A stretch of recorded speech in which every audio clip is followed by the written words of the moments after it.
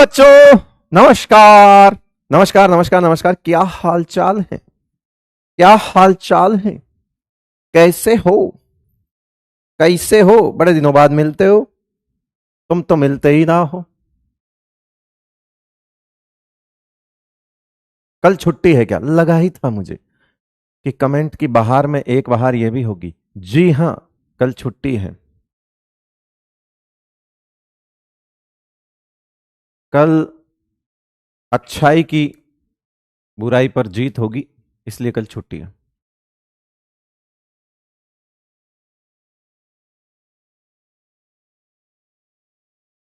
I am feeling sickness, एक लिख रहा है। लेट ओपी, क्योंकि मैंने बोला था, है ना, कि भैया लगा दो। भैया लगा ही नहीं रहे थे। लेट ओपी, तू खोल ले अपना किताब कॉपी। चल, चल रहा है। ओ भाई, ओ भाई, आगे बढ़े। ओ भाई, आज हम पढ़ेंगे क्या? वीबीटी। ओ भाई, वीबीटी पढ़ेंगे। फिर उसके बाद वीबीटी में हम कुछ चीजें पहले सीख लेते हैं कि क्या होता है। कि लिखा है कि ज्योमेट्री हो गई कॉम्प्लेक्स की। देखो, हमने अभी तक क्या क्या सीखा है। ये हमारे पास डब्बा, हमने क्या क्या सीखा? हमने डब्बे में मेटल, लिगेंड, ठीक है, मेटल की ऑक्सीडेशन नंबर निकालना सीख लिया, कोऑर्डिनेशन नंबर निकालना सीख लिया, लिगेंड्स हमने पढ़ लिए, ठीक है, डब्बे का नामकरण सीख लिया, आईयूपीएसी नोमेनक्लेचर सीख लिया, एक थियरी पढ़ ली जिसका नाम वर्नर है। तो मतलब अभी हम डब्बे का ओरिजिनल पोस्टमार्टम करने वाले हैं, और वो है कि डब्बे में इन मेटल के साथ इन लिगेंड्स का, जिसको हमने शुरुआत में कहा था कोऑर्डिनेशन पॉलीहेड्रा, याद करो, कोऑर्डिनेशन कोऑर्डिनेशन पॉलीहेड्रा, याद आ रहा है? ऐसी एक टर्म लिखी थी हमने, कोऑर्डिनेशन पॉलीहेड्रा, ऐसी कोई टर्म थी, पॉलीहेड्रोन, पॉलीहेड्रा, कुछ भी लिख दो। मैंने कहा था ज्योमेट्री ऑफ डब्बा, क्या बोला था उसको? ज्योमेट्री ऑफ डब्बा। डब्बे की ज्योमेट्री मतलब इसके अंदर जो बॉन्ड हैं, अगर वो ML6 हैं तो वो 6 बॉन्ड कैसे लगे हुए हैं, अगर वो ML4 हैं तो वो 4 बॉन्ड ऐसे लगे हुए हैं या स्क्वायर प्लेनर हैं। ये सब सीखना है अब हमको। मतलब अब हमारे पास मेजॉरिटी ऑफ क्वेश्चंस बनाने को हो जाएंगे, क्योंकि ये एक कोर सेक्शन है। बहुत सारी चीजें यहां पे आपको सीखने को मिलेगी। और बता देता हूं मैं आपको कि यहां पर बहुत सारी चीजें, जैसे और क्या क्या सीखने को मिलेगा आपको? मैग्नेटिक मोमेंट देखने को मिलेगा। देखो, ज्योमेट्री मिल जाएगी, हाइब्रिडाइजेशन मिल जाएगी, है ना, और मैग्नेटिक मोमेंट मिल जाएगा। मैग्नेटिक मोमेंट देख सकते हो, अनपेयर्ड इलेक्ट्रॉन हम निकाल सकते हैं। तो ऐसे सारे सवाल जिसमें आपसे क्या क्या पूछा जा सकता है, ज्योमेट्री पूछी जा सकती है, हाइब्रिडाइजेशन पूछा जा सकता है, कॉम्प्लेक्स का मैग्नेटिक मोमेंट पूछा जा सकता है, अनपेयर्ड इलेक्ट्रॉन पूछे जा सकते हैं। ये सारे हम क्या बोलते हैं, इनमें हम ये देखने वाले हैं। मतलब अब आपके पास खूब सारी वेराइटी ऑफ क्वेश्चंस आप कर सकते हो बेटा, वेराइटी ऑफ क्वेश्चंस। तो फिर देर के इस बात की शुरू करें, शुरू करें। अब मेरे पास कॉफी आई है, मैं पहले कॉफी पीऊंगा।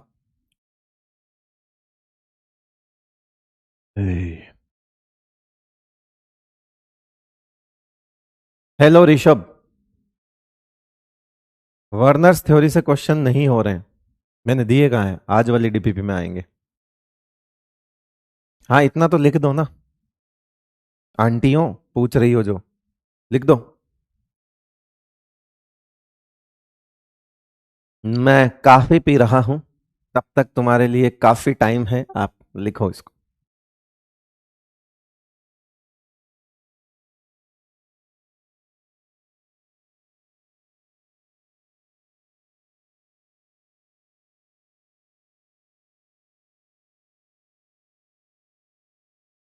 कल इस रावण रूपी चेहरे का थोड़ा सा मैं भी सही कर लूंगा सिस्टम। बहुत ज्यादा हो गई है यार, अजीब सा ही लग रहा है। पता है, एक बार बाहर खाना खाने गया मैं रेस्टोरेंट पे, है ना, तो मैं बैठा था, तो वहां एक फैमिली आई खाना खाने, और दूसरी फैमिली आई, उसमें छोटा बच्चा था। वो छोटा बच्चा बार बार रो रहा था, मस्ती कर रहा था, मतलब वहां पे जो टेबल पे जो ग्लास होती है उसको पटक रहा था, बहुत ज्यादा तंग कर रहा था अपनी मम्मी को। तो उसकी मम्मी ने बोला कि वो दाढ़ी वाले अंकल है ना, वो पकड़ के ले जाएंगे। ये मैंने सुन लिया, ये मैंने उस वक्त सुन लिया बेटा। क्या बोला? कि वो दाढ़ी वाले अंकल है ना, वो पकड़ के ले जाएंगे। मुझे खुश होना था या मतलब दुख हुआ, मुझे समझ नहीं आया। खुश खुश में इस बात से हुआ कि चलो मैं भी कुछ काम तो आ रहा हूं किसी के, और दुख इस बात का हुआ कि यार मैं बच्चे पकड़ने वाला हूं क्या। तो मुझे दोनों चीजें हो गई। ठीक है, आत्मग्लानी हुई इस दाढ़ी को लेके, पर क्या बोले, अब नवरात्रि में हमारे करवाते नहीं ना बेटा, है ना, तो इस वजह से तो वो 9 दिन की रह गई। फिर मजे की बात सुनो, उन आंटी जी का कॉन्फिडेंस सुनो। आंटी बोलूंगा, भाभी तो नहीं बोलूंगा अब उनको, बच्चा भले ही छोटा था उनका, लेकिन उन आंटी जी का कॉन्फिडेंस सुनो। उनको लगा कि उनके पहले वाली बात को मैंने नहीं सुना, तो मुझे दूसरी वाली बात के लिए, मतलब बाद में सरेआम सरेआम मुझे ये बोला गया बाद में, भैया इसे डरा दो। क्या बोला? भैया इसे डरा दो, ये बहुत मस्ती कर रहा है।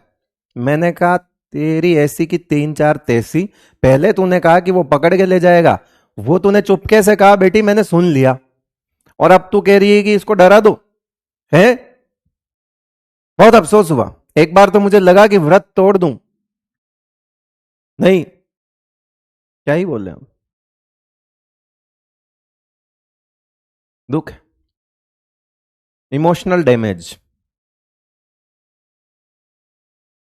मन में मैंने 21 बार आंटी बोला उस भाभी को, बता रहा हूं मैं, मन में बोला, लेकिन क्योंकि मैं रिस्पेक्ट करता हूं लेडीज की।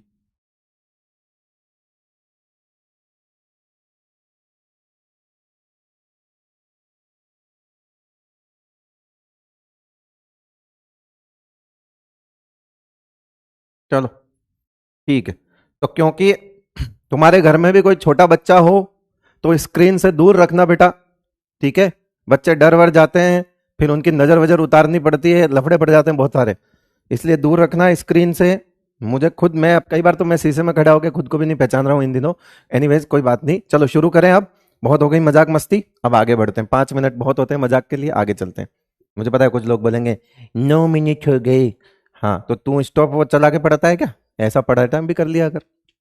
यस, तो ज्योमेट्री और हाइब्रिडाइजेशन कैसे क्या होता है सुनो, कैसे क्या होता है वो सुनो। पहले पहले चीजें सिखा दूं आपको सारी, बाद में आपको आसानी हो जाएगी। हम किन के लिए पढ़ेंगे? डी ब्लॉक के लिए। किसके लिए? कौन से मेटल आयन कौन से होंगे हमारे पास? जो सी एम ए होगा या जो सी एम आई होगा, वो किससे रिलेटेड होगा? सेंट्रल मेटल एटम और सेंट्रल मेटल आयन, उसका हाइब्रिडाइजेशन होगा। ये सेंट्रल मेटल आयन जो है ये अंडरगो इन हाइब्रिडाइजेशन, इसके जो ऑर्बिटल्स है वो हाइब्रिडाइजेशन में जाएंगे। तो पहली चीज है ना, यहां पे क्या लिखेंगे हम? सबसे पहले क्या होगा कि ये जो है आपका, है ना, पहले क्या लिख सकते हैं कि ये देखो, अब समझना मेरी बात को, कि जैसे सेंट्रल मेटल सीएमआई और CMA provides vacant orbital to ligands, है ना।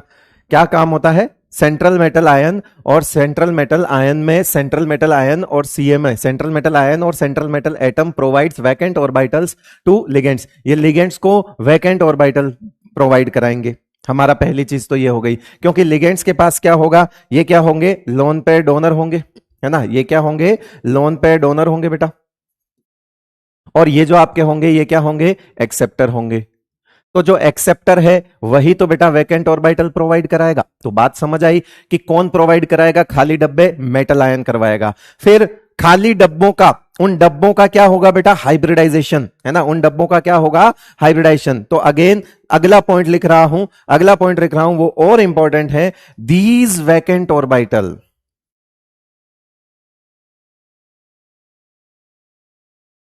these vacant orbitals participate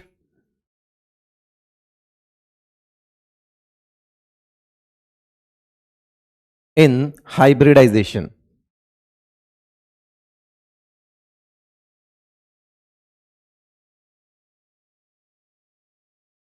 These vacant orbital of CMI participates in hybridization and form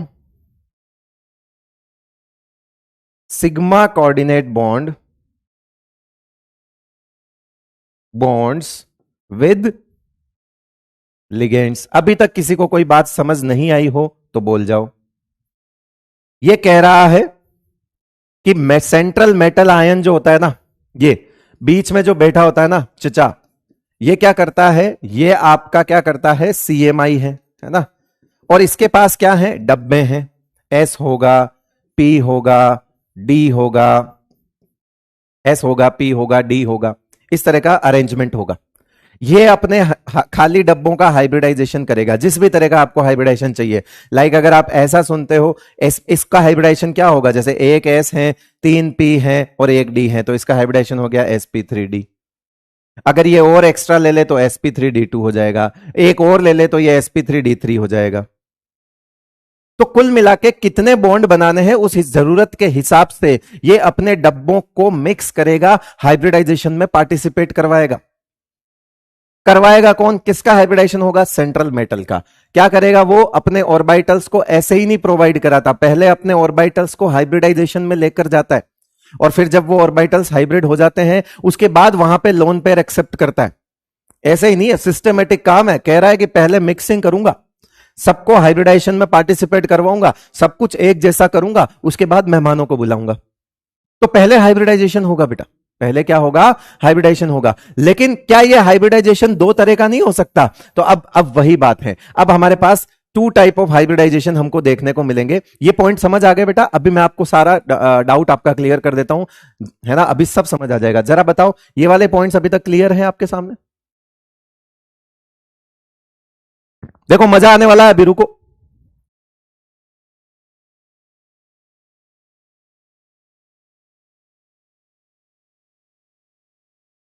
इस चैप्टर का कुछ भी डिलीट नहीं हुआ, सब कुछ है इसमें। क्लियर है? यस। अब सुनो, ये देखो, अब सुनना, हम 2 तरह का हाइब्रिडाइजेशन पढ़ेंगे।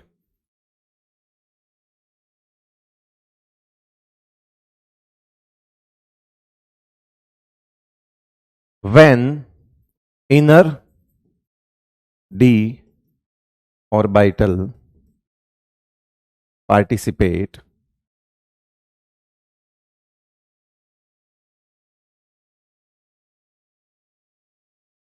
in hybridization, और यहां लिख देना आउटर d orbital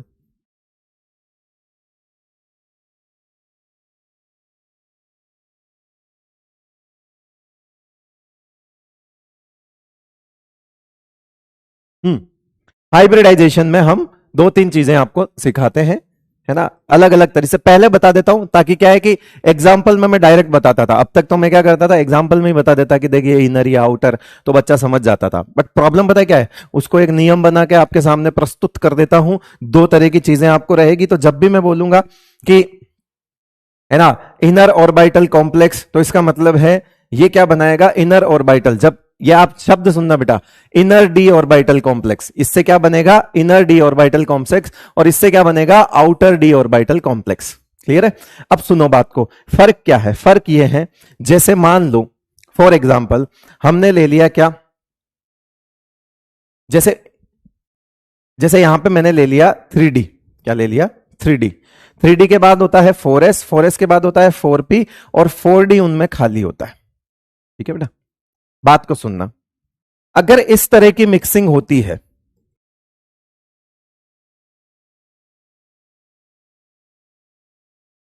तो यह कहलाता है इनर डी ऑर्बिटल हाइब्रिडाइजेशन। मतलब इनर डी क्यों बोला, क्योंकि आप खुद सोचो कि अगर एक अंदर वाला मिक्स होगा, मतलब ये आपका nth शेल है और ये आपकी n-1 शेल हो गई बेटा।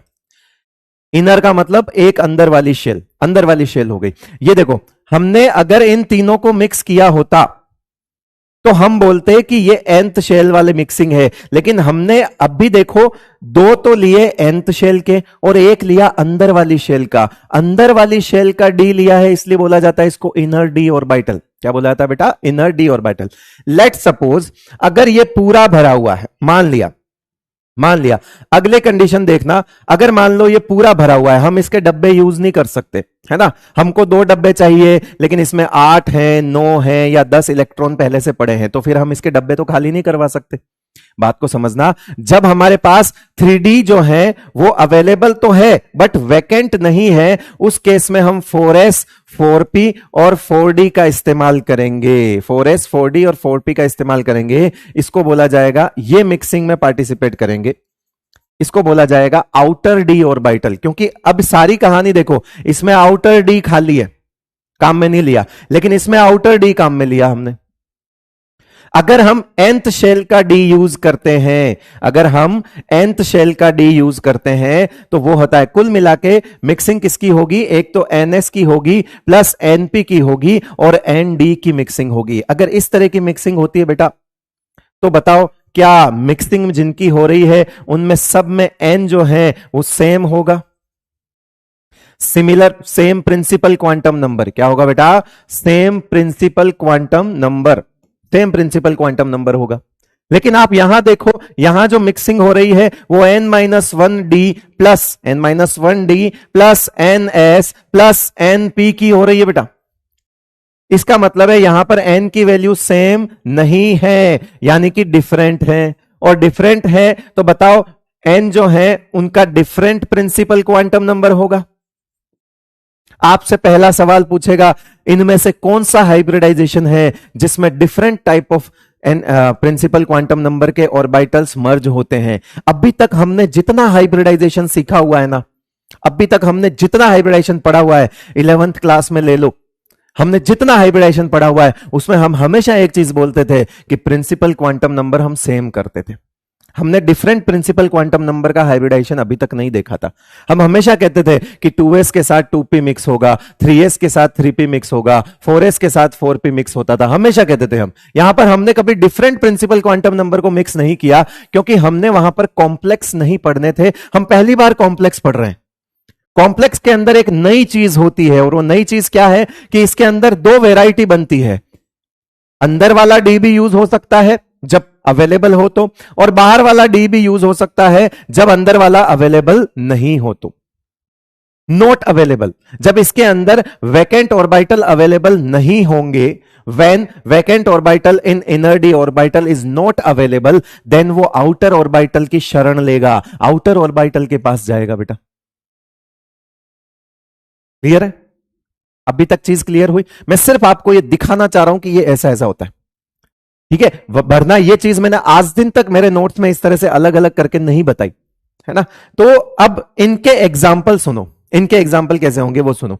इसके एग्जाम्पल सुनो, हमारे सामने जैसे, अच्छा वो डी पहले हैं, तो सुनना, बात को ध्यान से सुनना, ये डी क्या है, पहले है, फिर क्या है, एस है, फिर क्या है, P.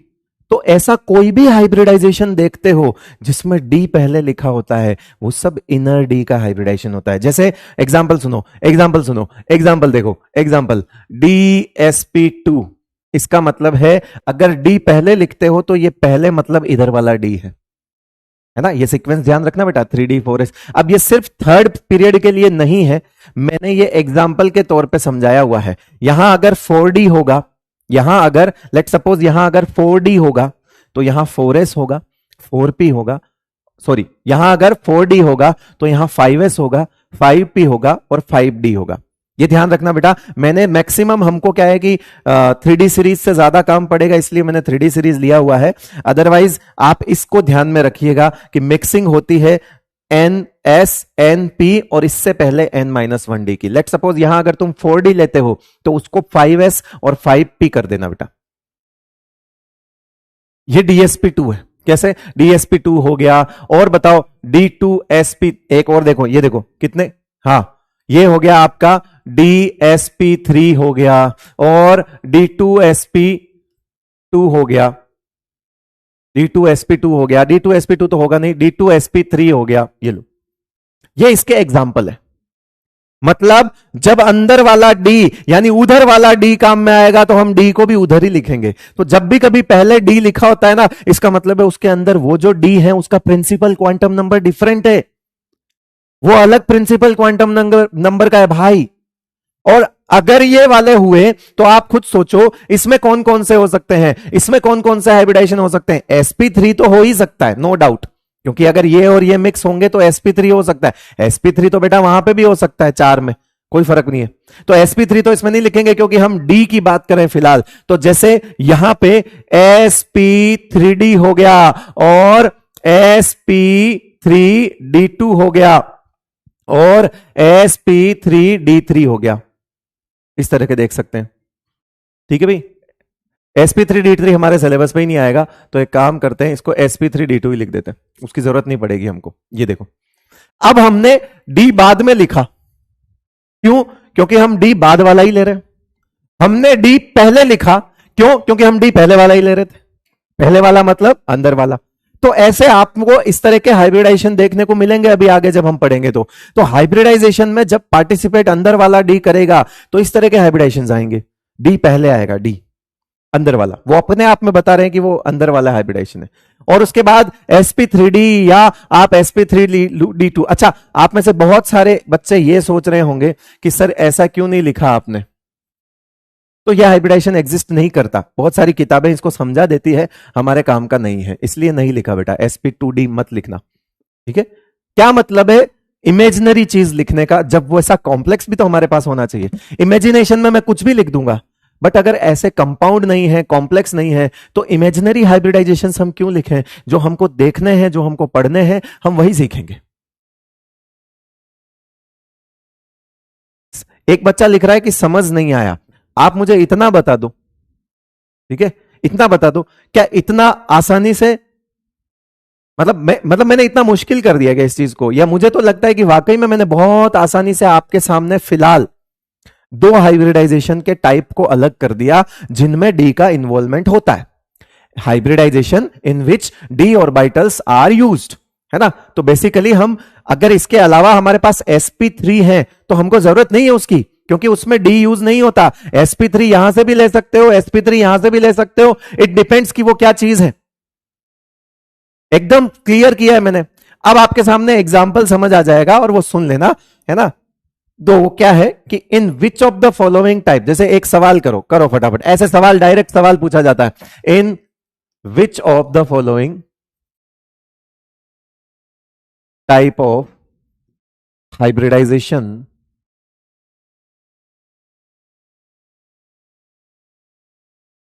Different principal quantum number of orbital, difference principal quantum number orbitals involved।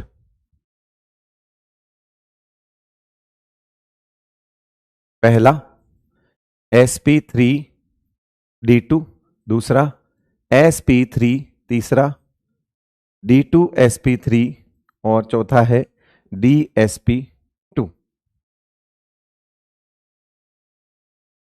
बताओ किस किस में डिफरेंट प्रिंसिपल क्वांटम नंबर का इस्तेमाल होगा? नायाब आफ्ताब कह रहा है कि बाय सर, बाय। यस, जल्दी जल्दी, यस यस, आंसर 3 और 4 दोनों होंगे, 3 और 4 दोनों होंगे। ठीक है बेटा। एक कह रहा है रिकॉर्डेड में देखेंगे, हाँ देख लेना, वो तो और अच्छा है बेटा। कह रहा राइटिंग अच्छी लिखो। तू डॉक्टर बन जाएगा, उसके बाद तेरे को पेशेंट आके बोलेगा ना राइटिंग अच्छी लिखो, उस वक्त क्या बोलेगा तू? है उस वक्त क्या बोलेगा फिर?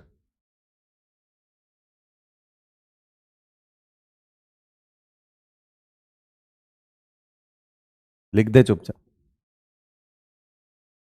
समझने की शक्ति बढ़ती है, अगर राइटिंग बहुत ज्यादा क्लियर हो तो मजा नहीं आता, राइटिंग थोड़ी थोड़ी खराब हो तो दिमाग ज्यादा लगाता है आदमी की क्या लिखा हुआ है। ठीक है ना, समझ गया ना बात को? तो ये भी जुगाड़ है बेटा लाइफ का, कि खराब लिखूंगा तो घुस के देखेगा, घुस के देखेगा तो ज्यादा सीखेगा। घुस के देख, ज्योमेट्री एंड शेप सेम होती है। यस, क्योंकि यहां लोन पेयर का कोई केस ही नहीं होगा कि सेंट्रल मेटल पे कोई मतलब ऐसे कोई केस थोड़ी बनेंगे यहाँ पे AB4L2, ऐसा कुछ नहीं है कि मेटल आयन के पास लोन पेयर बच गए, ना ना ना ना, वो तो उन्हीं डब्बों को हाइब्रिडाइजेशन में ले जाएगा जिनसे कोऑर्डिनेट बनाने हैं। तो मतलब जो बनेंगे वो सिग्मा बॉन्ड बनेंगे, लोन पेयर का कोई खेल ही नहीं है कॉम्प्लेक्स में। कॉम्प्लेक्स के अंदर लोन पेयर का कोई खेल नहीं है। लिगेंड आएगा, लोन पेयर डोनेट करेगा, सिग्मा बॉन्ड बनाएगा, यानी जितने सिग्मा उतना हाइब्रिडाइजेशन। यहां पे सिग्मा प्लस लोन पेयर वाला हाइब्रिडाइजेशन होता ही नहीं है, यहां सिग्मा सिग्मा का हाइब्रिडाइजेशन ही होता है। सिंपल है बहुत। यहां लोन पेयर, सेंट्रल एटम के लोन पेयर का कोई मतलब नहीं है, मतलब उस हमको मतलब नहीं उसके पास पीछे कितने और इलेक्ट्रॉन पड़े हैं, पेयर्स पड़े हैं, वो इन्वॉल्व ही नहीं होंगे ना हाइब्रिडाइजेशन में। वो नॉर्मल हाइब्रिडाइजेशन में देखते थे लोन पेयर प्लस सिग्मा, यहां सिर्फ सिग्मा कोऑर्डिनेट बॉन्ड। इसीलिए बेटा यहां पे ऐसा कोई काम ही नहीं है जिसमें आपको कोई प्रॉब्लम आए या कुछ फंसो आप, ऐसा कुछ नहीं है, सिंपल सा फंडा है यहां पे। ठीक है, तो अगर मैंने इस सवाल को अभी तो आपको पर्टिकुलर हाइब्रिडाइजेशन के लिए पूछ लिया, क्यों? क्योंकि हम अभी इनिशियल स्टेज पे हैं। जब हम सीख जाएंगे कि कौन से कॉम्प्लेक्स में कौन सा हाइब्रिडाइजेशन है, तो क्या अगर यहां पे कॉम्प्लेक्स होंगे तब भी आप आंसर कर दोगे, यस और नो? अभी आपको कॉम्प्लेक्स में से हाइब्रिडाइजेशन निकालना नहीं आता, राइट? नहीं आता, कॉम्प्लेक्स का हाइब्रिडाइजेशन निकालना नहीं आता, बिल्कुल करेक्ट है, नहीं आता सर। आ जाएगा उसके बाद, अगर ऑप्शंस में कॉम्प्लेक्स होंगे तभी आप उस सवाल को कर सकते हो, यस और नो? उसके बाद भी आप उस सवाल को कर सकते हो। वो सबसे जहरीला सवाल होगा कि different principal quantum number participants on, क्या हो रहा है, इतना महंगा सवाल। कुछ नहीं है रे, इनर डी ऑर्बिटल जब यूज होता है तो वो दूसरे प्रिंसिपल क्वांटम नंबर का ही होता है, n-1 होता है, वो कर सकते हो ना बेटा, ये सिंपल। ओके ओके ओके, कुछ लोग नो लिख रहे हैं, वो अलग टाइप के, वो अलग टाइप। इनके घर पे मम्मी पापा इनसे पूछते हैं कि हाँ हमारा ही है ना, तभी मना कर देते, लो बेटा आ जाओ। कुछ लोगों के मना करने की आदत होती, कुछ नहीं हो सकता उनका, पानी कहाँ चला गया।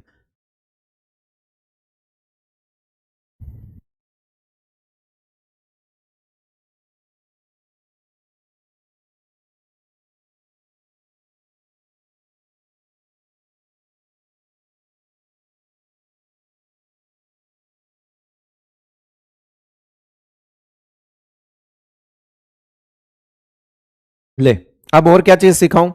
तगड़ी तगड़ी चीजें सिखा दी, और क्या चीज सिखाऊं? ये लो, हमको हाइब्रिडाइजेशन निकालने के लिए कॉन्फ़िगरेशन की जरूरत पड़ेगी, लेकिन पहले ये समझ लो कि कोऑर्डिनेशन नंबर अगर 2 होता है, 3 होता है, 4 होता है, 5 होता है, 6 होता है, ये हमको जरूरत पड़ेगी। ठीक है, तो यहां पे ज्योमेट्री शेप एक ही बात है, ऑफ कॉम्प्लेक्स। ठीक है, geometry shape of complex, and here is hybridisation. ठीक है, हाइब्रिडाइजेशन, ज्योमेट्री, ये सब देखेंगे हम। देखो, कोऑर्डिनेशन नंबर अगर 2 है तो ये ML2 टाइप का कॉम्प्लेक्स होगा, ये ML है ना। मोनोडेंटेड कंसिडर कर रहे हैं हम वैसे तो, एक काम करते हैं इसको नहीं लिखते हैं, क्योंकि आप मोनोडेंटेड कंसिडर कर लोगे फिर बोलोगे कि सर बाइडेंटेड में तो L 2 ही थे, रहने दो, आप समझ जाओगे। कोऑर्डिनेशन नंबर अच्छा खासा जानते हो आप इस बारे में। तो ज्योमेट्री 2 है तो इसको लीनियर बोला जाएगा, जो कि हमारे सिलेबस में ऐसे बहुत कम एग्जाम्पल हैं, और उनका हाइब्रिडाइजेशन SP होगा। उनका हाइब्रिडाइजेशन क्या होगा बेटा? SP हाइब्रिडाइजेशन होगा उसका। उसके बाद ये 3 अगर हैं तो उसको ट्राइगोनल प्लेनर बोला जाएगा। ऐसे कॉम्प्लेक्स हमको देखने को ही नहीं मिलेंगे, उसका हाइब्रिडाइजेशन SP2 होगा। कोऑर्डिनेशन नंबर 4 को हमको 2 बार लिखना पड़ेगा, माफी चाहता हूं, 4 2 बार लिख देना, है ना, क्योंकि 2 तरह के मिलेंगे उसमें, 4 2 बार होगा, और 5 और 6, यस। तो यहां पे देख लो भैया, 4 हमने 2 बार लिखा है, तो पहले हम टेट्राहेड्रल का केस ले लेते हैं कि अगर टेट्राहेड्रल है, ठीक है, तो फिर ये SP3 होगा। लेकिन अगर वो 4 होने के बाद स्क्वायर प्लेनर भी तो हो सकता है, उस केस में हाइब्रिडाइजेशन DSP2 होगा। अब आप खुद सोचो, 1S और 3P मिलाकर भी 4 डब्बे हो रहे हैं, कोऑर्डिनेशन नंबर 4। 1D, 1S और 2P मिलाकर भी 4 डब्बे हो रहे हैं। इन डब्बों को भी देखो आप, 1D फिर 1S फिर 2P, डब्बे तो ये भी 4 ही हो रहे हैं, तो इसीलिए ये भी 4 कोऑर्डिनेशन नंबर का ही हाइब्रिडाइजेशन होता है, DSP2। 5 कोऑर्डिनेशन नंबर में ज्योमेट्री आती है ट्राइगोनल, बाई पिरामिडल, ये सब सीखा है आपने 11th क्लास में, ट्राइगोनल बाई पिरामिडल। और इसका हाइब्रिडाइजेशन दो तरह का बनेगा, या तो अंदर वाला बन सकता है, या हमने जो पढ़ा है sp3d वो बन सकता है।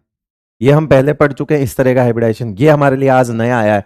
अब ये मत बोलना फर्क क्या होता है, क्योंकि फर्क बता चुका हूं बेटा, ये पहला फर्क है।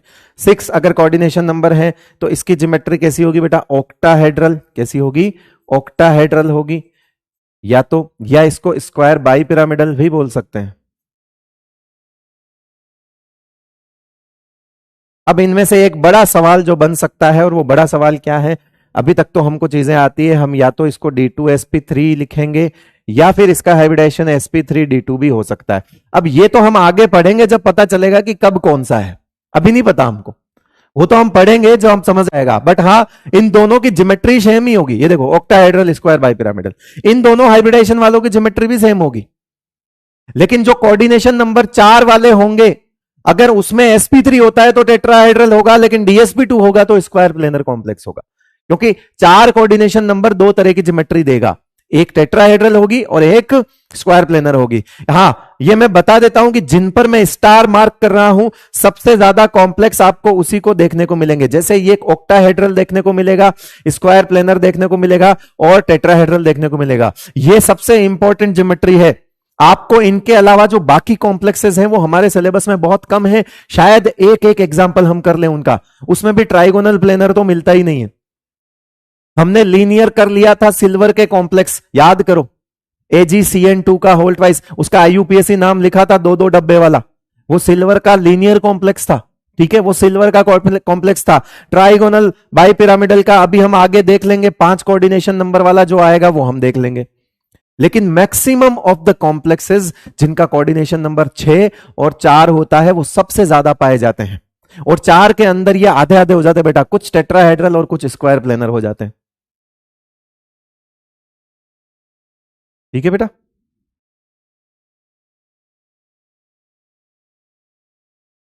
एक कह रहा है तो फिर हम इनको रट लेंगे, बाकी छोड़ देंगे। अच्छा, जब मैं एक साथ 25 सवाल दूंगा होमवर्क के की तो रट लेना, फिर अगले दिन आएगा कि रट लिए, फिर मैं 25 और दे दूंगा, फिर रट लेना कॉम्प्लेक्स, फिर अगले दिन आएगा ये 50 रट लिए, और मैं तो 25 और देना, 75 रट लेना। अबे चपड़ गंजूस, सिखा रहे हैं तो पहले ही कह रहा है कि रट लेंगे, हैं पहले ही। ये वो आदमी है जो पहले ही सोच रहा है कि उम्मीद कब आएगी, उम्मीद सीरीज। मैं अभी क्यों पढ़ रहा हूं, जब यही चैप्टर ये बेवकूफ आदमी जो सामने खड़ा है 10 घंटे में पढ़ा के जाएगा, अपन क्यों खड़े हैं, अभी क्यों पढ़ रहे हैं, 10 घंटे में पढ़ाएगा ना उम्मीद, वन शॉट मैंने कर लिया था सर। ये वो एग्जाम्पल बनना चाहता है जिस जो यूट्यूब पे सेलेक्ट होने के बाद बोले कि मैंने सारी पढ़ाई वन शॉट से करी थी, वन शॉट। मैं बता रहा हूं, अब तक अगर किसी ने ये बोला भी होगा कि मैंने वन शॉट में किया था, तो बेटा वो बाद में रिवाइज करते हैं वन शॉट से। वन शॉट से पढ़ते थोड़ी है, रिवाइज करते हैं, या कोई छोटा चैप्टर होता है उसको कर लेते हैं डायरेक्ट, मानता हूं मैं। लेकिन कुछ अच्छे और कॉन्सेप्चुअल चीजों के लिए वन शॉट कभी कारगर नहीं हो सकता। वन शॉट, वन शॉट ही मार पाएगा तू, हमेशा ऐसा ही रह जाएगा तू, कमजोर आदमी। यस, इसके अंदर कौन सा डी यूज होता है बताओ, ये तो मैंने पढ़ा रखा है आपको, ये हाइब्रिडाइजेशन 11th क्लास में बता रखा है, sp3d में कौन सा यूज होता है और sp3d2 में कौन सा होता है। ये आपके लिए पहली बार आया है ना, नया है ना, तो मैं लिख दूंगा। ठीक है, चलो ये मैं आपको बोल देता हूं कि ये चीज आपके लिए नई है, ये चीज आपके नई है, ये चीज आपके लिए नई है। तो ये जो डी होगा ना, ये कौन सा डी होगा, ये जो डी होगा ये कौन सा डी होगा, dx स्क्वायर वाई स्क्वायर होगा बेटा। ये सवाल पूछ सकता है वो कि DSP2 हाइब्रिडाइजेशन में कौन सा डी यूज होता है। अगर आपको इन दोनों के पता है तो बता दो। अरे इनर आउटर नहीं, चंपक, कौन सा डी यूज होता है हाइब्रिडाइजेशन में, याद करो, बताया था इनर। इनर पहन ले अमूल माचो, इनर पहन रहा है, बता यार। अबे इनर आउटर नहीं पूछ रहा मैं, टाइप पूछ रहा हूं डी का, DZ स्क्वायर बताया था ना sp3d में। तो इन दोनों में जो डी यूज होगा वो क्या होगा, इन दोनों का डी, इन दोनों में जो डी यूज होगा वो डीजेड स्क्वायर ही तो होगा अंकल जी। इनर, इनर पहन रहे हैं बताओ, रूपा थर्माकोट, सर्दी में भी गर्मी का एहसास, इनर। याद नहीं आ रहा है तो फिर वीडियो ऐसा नहीं बनेगा कि 11th बर्बाद, फिर भी सेलेक्ट हो गया, फिर वीडियो ऐसा बनेगा 11th बर्बाद, मैं भी बर्बाद, बस अलग सर के पास आया हूं और यहां से सर से मिलके जा रहा हूं, मेडिकल कॉलेज में नहीं जा रहा हूं, मैं तो ऐसे ही सर से मिलने आया था, ऐसा वीडियो बनेगा फिर तेरा 11th बर्बाद। पढ़ ले,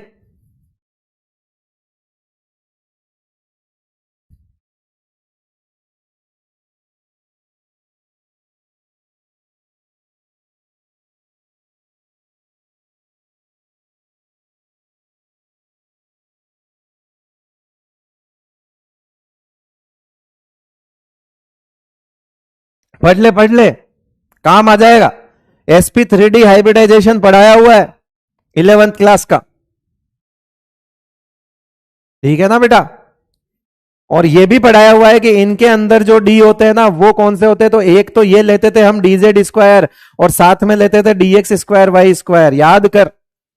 तो हमारे लिए जो नई चीज है वो सिर्फ यही है कि हमने इस तरह का हाइब्रिडाइजेशन नहीं पढ़ा था, इस तरह का पढ़ा था, इस तरह का पढ़ा था, फर्क नहीं पड़ता कि उधर डी लिखने से क्या होगा, डी वही रहेगा, उधर डी लिखने से क्या होगा, डी वही रहेंगे दो।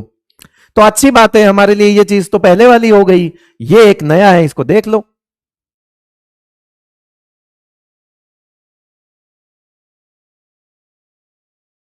ठीक है, अब बहुत सारे अभी तनाव में आ गए हैं, हमको तो ये भी याद नहीं कौन सा डी यूज होता था। अरे कुछ नहीं, अरे 10 मिनट की एक क्लिप जाके देख लेना हाइब्रिडाइजेशन के अंदर, कहां मिलेगी बताऊं, एप्लीकेशंस ऑफ हाइब्रिडाइजेशन वाले लेक्चर में, वहां देख लेना, ठीक है। याद है भाई, याद, अरे बहुत नोट्स तो होंगे, है चाचा जी, नोट्स तो होंगे कि रद्दी के भाव दे दिए, 11th कंप्लीट बेच दो, 11वीं के नोट्स बेच दो। क्यों? क्योंकि अब मेरा बच्चा 12वीं में आ गया है। ले भाई, तो कौन से डी यूज है, वो डायरेक्ट पूछेगा इस तरह का सवाल कि DSP2 में डी कौन सा यूज होता है, बता दोगे? ये इंपॉर्टेंट क्वेश्चन है ये। कोऑर्डिनेशन नंबर कैसे निकालते हैं, हाँ सही घेरा, लगा ही था मेरे को लगा ही था कि एक आएगा, देखो वो आ गया, देखो वो आ गया। ये आपके लिए एकदम गर्मा गर्म ट्रिक, नोट करो, ये लेफ्ट टू राइट की ट्रिक है, क्योंकि हम डी ब्लॉक के अंदर कॉम्प्लेक्स बनाने वाले हैं, मतलब हम जितने भी कॉम्प्लेक्स पढ़ेंगे उनमें central metal ion D block का होगा, तो डी ब्लॉक की ट्रिक पता होनी चाहिए, क्योंकि अभी काउंटिंग नंबर पे इस तरह से देखोगे कि साइंस तेरी वाह करे मानो फिर कौन निकाले कॉपर जिंक, यारी जरा निभा मौत तक रुकावट राह पड़े आग में कूद जा, ला हफ्ता वरना रे ऑफिसर ईरानी पिटेगा और हंसेगा। तो ये फटाफट नोट कर लो, जल्दी से नोट कर लो। इसके बाद एक चीज और नोट करनी है, और वो क्या है, वो है टॉप टू बॉटम। ये अगर आपने नोट करी हुई है तो कोई बात नहीं, मैं इसको छोड़ देता हूं, ठीक है।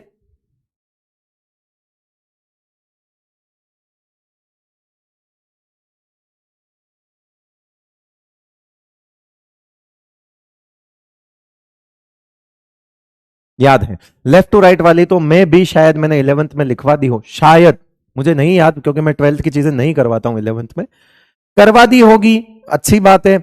नहीं भी करवाई, ये रही आपके सामने, नहीं करवाई होगी तो प्रॉमिस किया होगा 12th में करवाऊंगा, मैं अपने वादे नहीं तोड़ता, लिखिए, मुझे वादे और दिल दोनों ही तोड़ना पसंद नहीं है।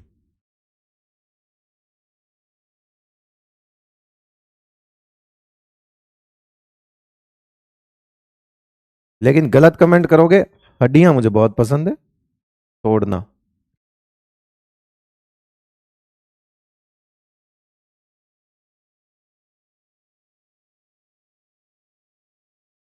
करवा दिया, मैं आगे बढ़ सकता हूं, ग्रेट। टॉप टू बॉटम भी देख लो बेटा, ये टॉप टू बॉटम है, हाँ इसमें टॉप टू बॉटम पढ़ना, इसमें ऐसा मत पढ़ देना सेकंड टी वे करोड़ मन, ऐसा नहीं पढ़ना है, ठीक है, उल्टा सुल्टा मत पढ़ लियो, उल्टा सुल्टा मत पढ़ लियो बेटा। ये टॉप टू बॉटम है, पहले ऊपर पढ़ते हैं, फिर वो कैसे पढ़ना है वो करते हैं, है ना।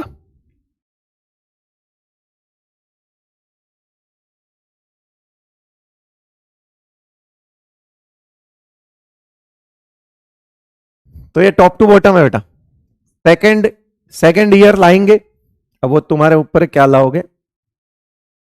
हाँ, टी जरा हाफ, वे नवाब थे, करोड़ मोल वाला, मन तक रे, रे मतलब रहे, ठीक है। फिर रूठा ऑफिसर, कौन रहेगा इरेगुलर, नहीं पढ़ोगे पिटोगे, ध्यान रख लेना। क्यों आगे आया, जिंदगी कबाड़ा हो गई। लिखो फटाफट। ये यूनिवर्सल ट्रिक्स हैं, बहुत सारी जगह आपको नेट वगैरह पे मिल जाएगी। सेकंड ईयर लाएंगे ऐसी जो कर देगा ऐसी की तैसी। ऐसी और वैसी बेटा, सेकंड ईयर वेकंड ईयर कुछ नहीं होता, वो एक ही ईयर होता है आदमी के जहां पे कैसी भी आ सकती है। ऐसी का तो पता नहीं।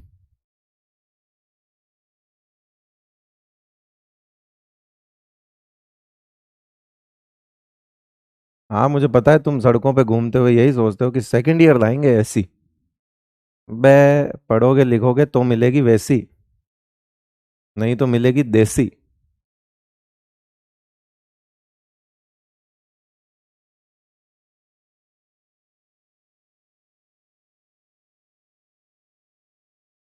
Full motivation.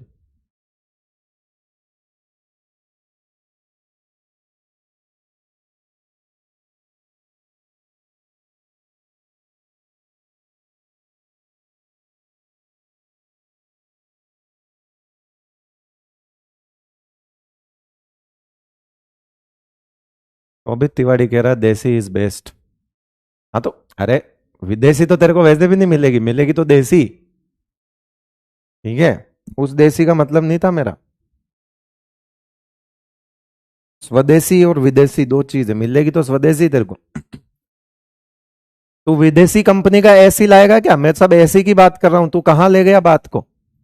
विदेशी कंपनी का एसी लाएगा, मैं तो बात कर रहा था देसी कंपनी का एसी और विदेशी कंपनी का एसी, तुम कुछ और समझ गए। शिव शिव शिव शिव शिव शिव, बदतमीज।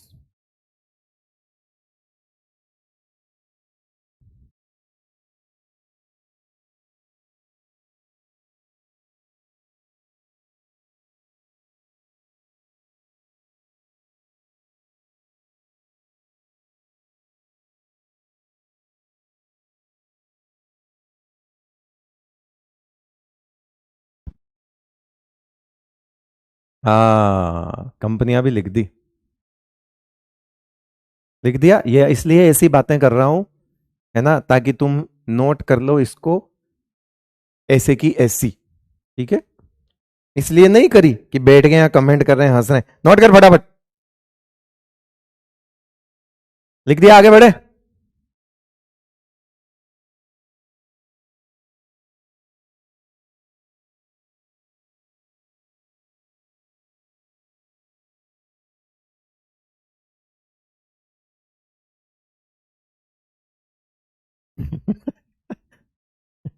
Use headphone.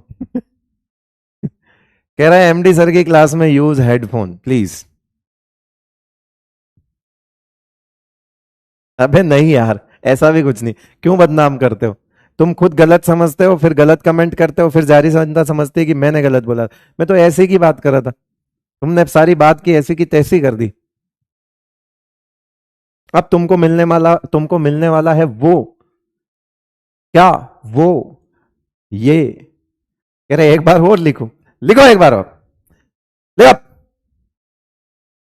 अब ऐसा एमडीजे तुमको मिलने वाला है जो तुम्हारे दुख, दर्द, पीड़ा, कष्ट, वेदना, यातना सब मिटा देगा। क्योंकि कॉम्प्लेक्स के अंदर सबसे पहले मेटल की ऑक्सीडेशन निकाली जाएगी, और वो ऑक्सीडेशन नंबर अगर +2 है या +3 है, तो 2 वाले हम ध्यान में रखेंगे। 0 वाले मेटल हमको बहुत कम मिलेंगे, मिलेंगे तो ऑक्सीडेशन स्टेट वाले ही मिलेंगे। तो हमने एक ऑक्सीडेशन स्टेट का जुगाड़ निकाला और वो ऑक्सीडेशन स्टेट है +2। क्या है बेटा? वो ऑक्सीडेशन स्टेट क्या है? +2। अब आओ आपको जुगाड़ सिखाते हैं +2 का। देखो, मैं आपको पूछूं कि क्रोमियम का स्थान कौन सा है, ग्रुप नंबर नहीं, सीरियल नंबर बोलो। सीरियल नंबर जानते हो बेटा? क्रम संख्या, नोट सत्यनारायण। पिछले साल भी एक बच्चे ने पूछा था कि ये SN क्या है, मैंने यहां पे लिखा था बेटा सीरियल नंबर। मैंने यहां क्या लिखा था? Serial number. ये आपके पीरियड नंबर है ना? आपको पता है स्कैंडियम 4th पीरियड का है, ये ट्रियम 5th पीरियड का है, लेंथेनम 6th पीरियड का है, तो वो तो पीरियड नंबर लिखे हुए हैं, करेक्ट है। Maximum principal quantum number is equal to period number. अगर उसके कॉन्फ़िगरेशन में प्रिंसिपल क्वांटम नंबर की मैक्सिमम n की जो वैल्यू होती है वही उसका पीरियड नंबर होता है। याद है? ए राजा, याद है?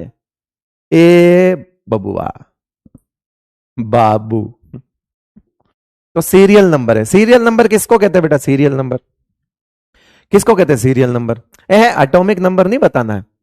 अबे बावड़ों, मैं कह रहा हूं क्रोमियम का सीरियल नंबर, मतलब सीरियल नंबर तो मेरी मर्जी है, मैं कहां से शुरू करता हूं भाई? मैं यहां पे सीरियल नंबर मेरी मर्जी, 1 2 3 4 होते हैं सीरियल नंबर। क्या दिमाग आउट है क्या तुम्हारा? बिल्कुल।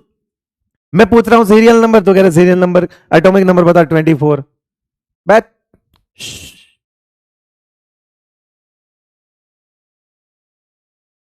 1 2 3 4 सीरियल नंबर क्या है? 1 2 3 4 है ना? मैं ABCD लिख दूं तो वो भी हो जाएगा, पर मुझे लिखना नहीं है ना। सीरियल नंबर का मतलब है 1 2 3 4। मैं इसको एक नंबर दे रहा हूं। ये ग्रुप नंबर नहीं है, ना ही ये एटॉमिक नंबर है देवताओं। ये 1 है, ये 2 है, ये 3 है, ये 4 है, ये 5 है, ये 6 है, 7 है, 8 है, 9 है, 10 है। ये बस ये है, ठीक है?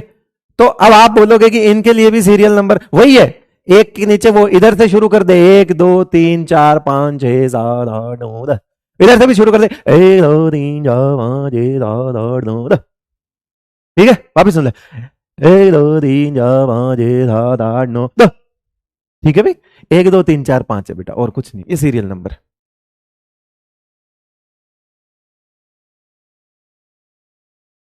गिनती, मेरे को शब्द नहीं मिला, गिनती है बेटा, 1 से लेके 10 तक गिनती। अब अगर तुमको ट्रिक याद है कि साइंस तेरी वाह करे मानव, तो तुम क्या करोगे? यहां फिंगर पे ऐसे काउंट करोगे कि साइंस तेरी वाह। सबके फिंगर्स पे ये 3 निशान तो है, सबके फिंगर्स पे ये 3 निशान होंगे। किसी की कोई फिंगर अलग है जिसके ये 3 निशान नहीं होंगे? जिसके ये 3 निशान नहीं है, बिना निशान वाले फिंगर वाले ऐसे काउंट कर लो, साइंस तेरी वाह करे, ऐसे गिन लो। फिंगर्स है नहीं? तो सबके निशान है ना बेटा? सबके हैं। जिसके नहीं है वो किसी और तरीके से याद कर ले, है ना? साइंस तेरी वाह करे मानव। आपने देखा कि मानव 5वें नंबर पे आया है, मतलब सीरियल नंबर 5 है उसका। सीरियल नंबर क्या है उसका? 5। तो आपसे पूछा जाए कि मानव यानी मैग्नीज, मैग्नीज +2 में उसका कॉन्फ़िगरेशन क्या होगा? है सबके? है सबके? ऐसी लाइन बनी हुई है ना बेटा? ठीक है, बनी हुई है। यहां तो नहीं बनी हुई है? हाँ, यहां नहीं बनानी है। मैं देखता हूं आजकल बच्चों के यहां लाइंस होती है, वो क्या दिखाना चाहते हैं आई डोंट नो, लेकिन उनसे मैं 10 फीट दूर हो जाता हूं। यहां लाइंस बनती होती, पता नहीं कहां से बनती, मुझे समझ नहीं आया क्यों बनाते हैं वो। निब्बे निब्बी, है ना? उनसे मैं 10 फीट दूर रहता हूं, कोसों दूर रहता हूं, 10 फीट छोड़ो।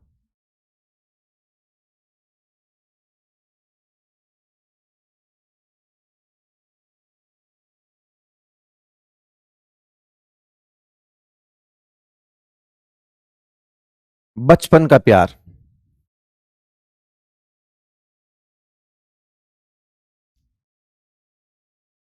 हाँ जी, ठीक है। अब सुनो बात को, सुनो बात को, सुनो बात को, सुनो सुनो सुनो। अगर ये N4 है तो ये 3D सीरीज होगी, ये आपकी 4D सीरीज होगी, और ये आपकी 5D सीरीज होगी, करेक्ट है? क्योंकि जितनी वैल्यू N की होती है उससे एक कम वाला D होता है। अरे भाई 3D बोल के 4s बोलते हो ना, तो ये फोर्थ पीरियड है मतलब 3D सीरीज होगी, ये फिफ्थ पीरियड है मतलब 4D सीरीज होगी, और ये सिक्स्थ पीरियड है मतलब 5D सीरीज होगी। करेक्ट है, ये चीजें तो पता होगी, नहीं पता तो यूं समझ लो रिवाइज करा रहा हूं, लेकिन पैनिक मत करो कि नहीं याद है ना, याद नहीं है इसीलिए तो लिख रहा हूं, मैं तो सीधा भी बोल देता कि कर लेना इसको।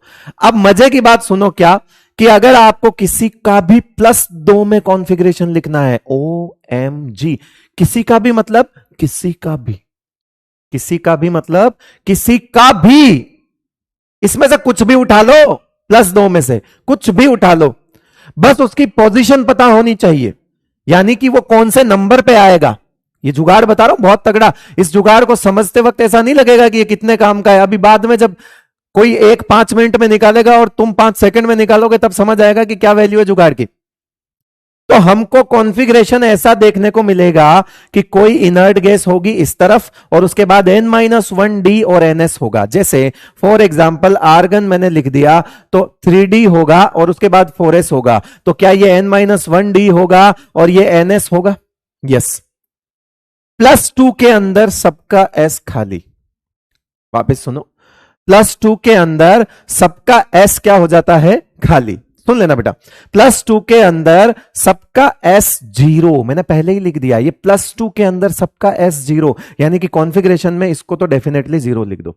समस्या यह है यहां कितना लगाएं, तो +2 में जिसकी जो पोजीशन है, पोजीशन बोले तो सीरियल नंबर रहे, उतना डी में इलेक्ट्रॉन भर दो। बताओ, अगर मुझे लिखना है क्रोमियम 2+, अगर मुझे लिखना है क्रोमियम 2+, क्रोमियम 2+, कैसे निकालोगे? क्रोमियम 2+ कैसे निकालोगे? 1 2 3 4, 1 2 3 4, ओहो 3D4, 4s0,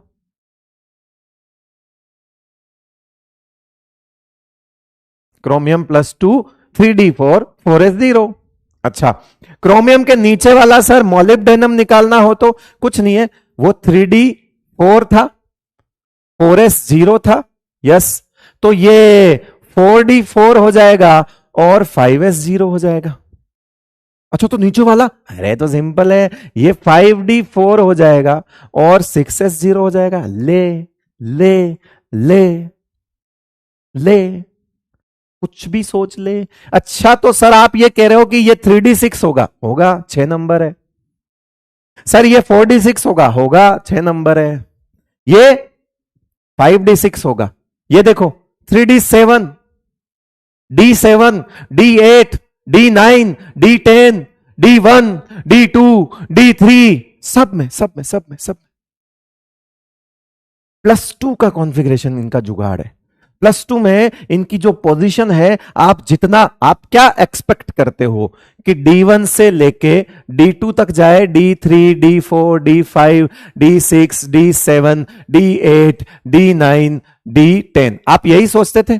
लेकिन आपको भी पता है कि न्यूट्रल के अंदर इन नालायकों ने काम बिगाड़ा हुआ है। आप क्रोमियम का यह सोचते थे कि 3D4, 4s2 होगा, लेकिन आपको भी पता है न्यूट्रल में इसकी पोजीशन भले ही 4 नंबर हो, लेकिन इसका कॉन्फ़िगरेशन 4 नंबर का नहीं होता। न्यूट्रल में बेटा ये 3D5, 4s1 होता है, लेकिन अगर आप उसी क्रोमियम +2 को अगर देखोगे तो ये वापस वही हो जाएगा जो तुम सोचते हो, यानी एक यहां से जाएगा और एक यहां से जाएगा, ये 3D4, 4s0 हो जाएगा।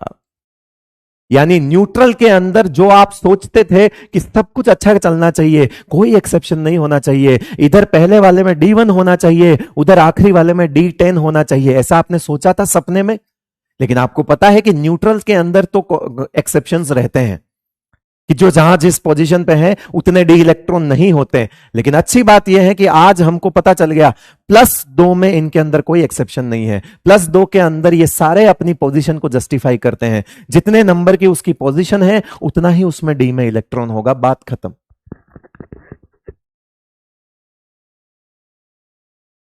क्लियर? प्रियांशु पांडे ही कर रहा है, प्रियांशु पांडे ही ऐसे कर रहा है, ही।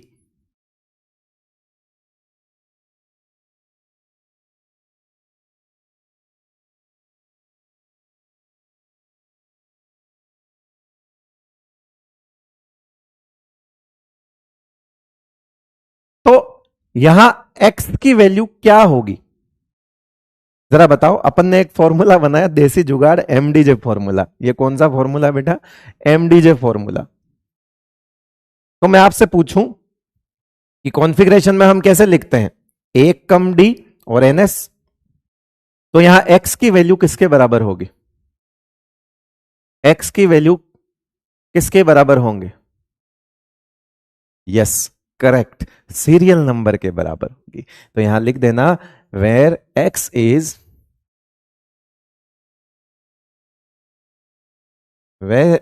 Is equals to serial number. ये इसी स्लाइड पे पढ़ लेना, ये लो सीरियल नंबर। क्लियर है बेटा, समझ में आया क्या? ओके ब्रो, चलते हैं आगे। वाह वाह वाह वाह वाह मेरे शेर, वाह वाह, तम तो ठीक है।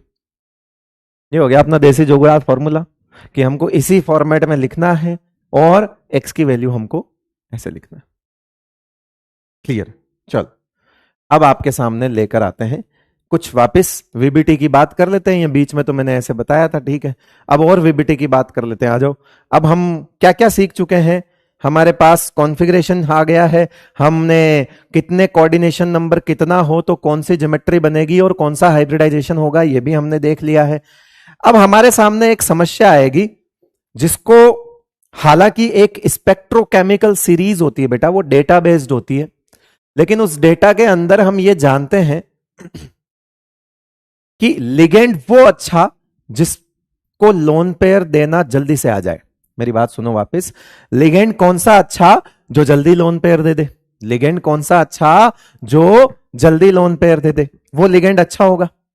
तो लिगेंड की डोनेशन स्ट्रेंथ जो है, लिगेंड की डोनेशन स्ट्रेंथ जो है, यहां से देखना, मैंने यहां लिखा कार्बन, फिर यहां लिखा नाइट्रोजन, फिर यहां लिखा मैंने ऑक्सीजन, और फिर यहां आएंगे सारे हेलोजन्स। एक्स मतलब हेलोजन्स, एक्स मतलब साइड में लिख देना halogens.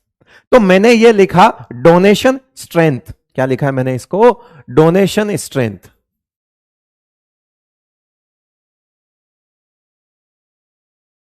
Of donor atom in ligand. अगर लिगेंड्स में कार्बन डोनर है तो वो सबसे स्ट्रांग होगा, नाइट्रोजन डोनर है तो वो उससे थोड़ा वीक होगा, ऑक्सीजन डोनर है तो वो और वीक होगा, और एक्स यानी हेलोजन है तो वो और वीक होगा। ऐसा होता है बेटा, ऐसा होता है। तो जो बेसिकली डोनेशन स्ट्रेंथ रहती है ना, वो कुछ इस तरह से रहती है, देखो, carbon, nitrogen, oxygen, fluorine, chlorine, bromine, iodine, है ना, मैक्सिमम ये ऐसे रहती है डोनेशन स्ट्रेंथ।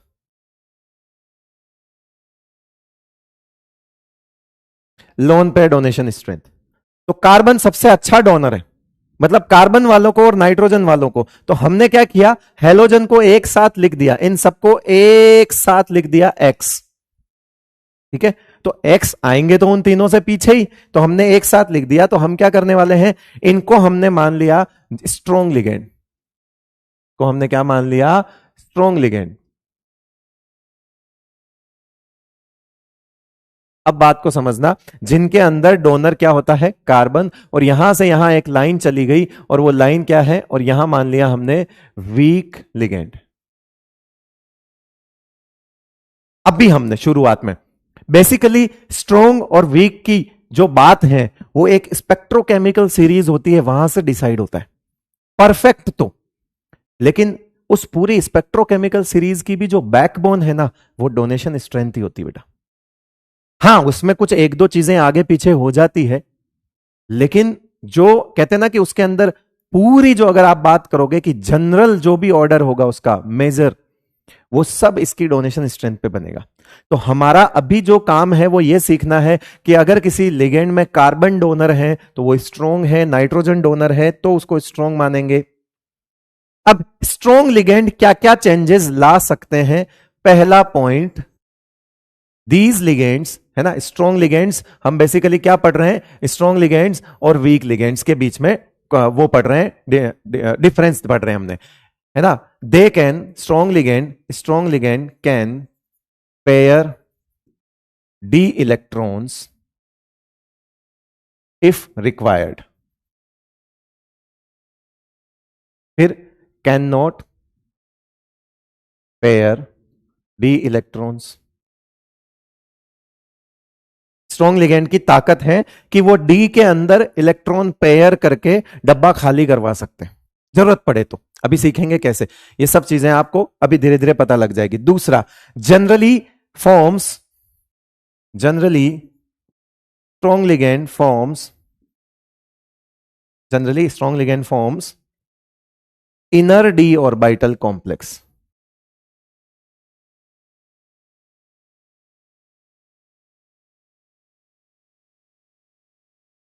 और यहां पे इस पे लिख देना, generally week ligand forms outer D orbital complex. ये जनरली शब्द बहुत गहरा है, बोल्ड, इटैलिक और अंडरलाइन सब कर देना, outer D complexes. Next point लिखते जाओ, मेरे साथ साथ लिखते जाओ। एक एग्जाम्पल करेंगे, 2 एग्जाम्पल करेंगे, 3 एग्जाम्पल करेंगे, सब चीजें एक एक करके क्लियर हो जाएगी। अभी लिखिए सिर्फ, जनरली फॉर्म्स लो स्पिन कॉम्प्लेक्स, या इसके पहले दूसरा लिख देते हैं, generally forms diamagnetic complex.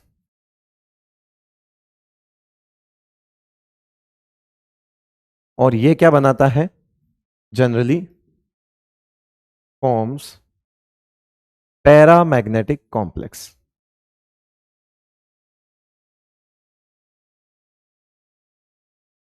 Compound नहीं है, ये कॉम्प्लेक्स है। भाई डोनेशन स्ट्रेंथ क्या है, लिगेंड क्या करता है, लोन पेयर डोनेट करता है, तो डोनेट करने की स्ट्रेंथ अगर वो ज्यादा है तो वो अच्छा लिगेंड है। एक अच्छे लिगेंड को क्या बोलते हो तुम, एक अच्छा लिगेंड क्या होता है, जो जल्दी से लोन पेयर दे दे। बेटा कोई बात समझने वाली है इसमें, सीरियसली कोई छोटी सी बात है, ये कॉमन सेंस वाली बात है कि लिगेंड क्या करता है कि लोन पेयर डोनर होता है सर। तो जो लिगेंड जल्दी से लोन पेयर देगा वो अच्छा डोनर है, अच्छा लिगेंड है। तो यानी जिसकी डोनेशन स्ट्रेंथ अच्छी होगी, ज्यादा होगी, वो अच्छा लिगेंड होगा। क्या है, पागल वागल हो क्या बिल्कुल। जो चीज मतलब एक होता है ना कि कॉमन सेंस वाली बात है, वो तुम डाउट पूछ रहे हो कि डोनेशन स्ट्रेंथ क्या है।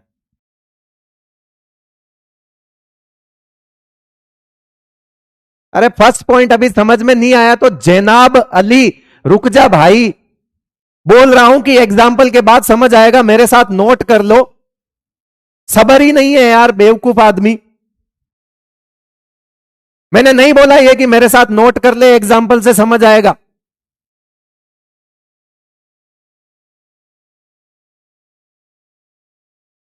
बुक का नाम पढ़ के सब समझ आ जाता है क्या तेरे को? क्या सवाल, किताब लेके आता होगा, NCERT finger tips in organic chemistry previous year question पढ़ देता है और वापस दे देता है, कह रहे हो गई मेरी किताब। अबे अंदर जाएगा, पढ़ेगा तो समझ आएगा ना। ये बिल्कुल ही नहीं है क्या बुद्धि? बोल रहा हूं कि रुक जाओ यार, लिख लो साथ के साथ। मैं ये छपा छपाया ले आऊंगा, फिर आगे बढ़ जाऊंगा। अजीब आदमी है, कह रहा हूं रुक जा, लिख दे लिख दे। मैंने 4 बार बोला यहां पे कि एग्जाम्पल लेंगे समझ आएगा। अभी हम सारे एग्जाम्पल लेंगे, क्या तो ये पेयरिंग होती है, क्या नहीं होती है, सारे एग्जाम्पल लेंगे। सुनना नहीं है बस।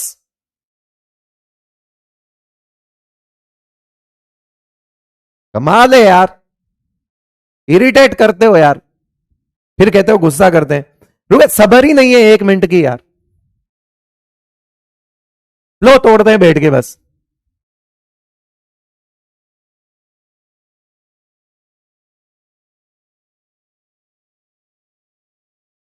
मतलब सर आप डाउट नहीं बताते। अरे यार तू ही अगर ऑफलाइन में होता ना तो डाउट पूछता ही नहीं।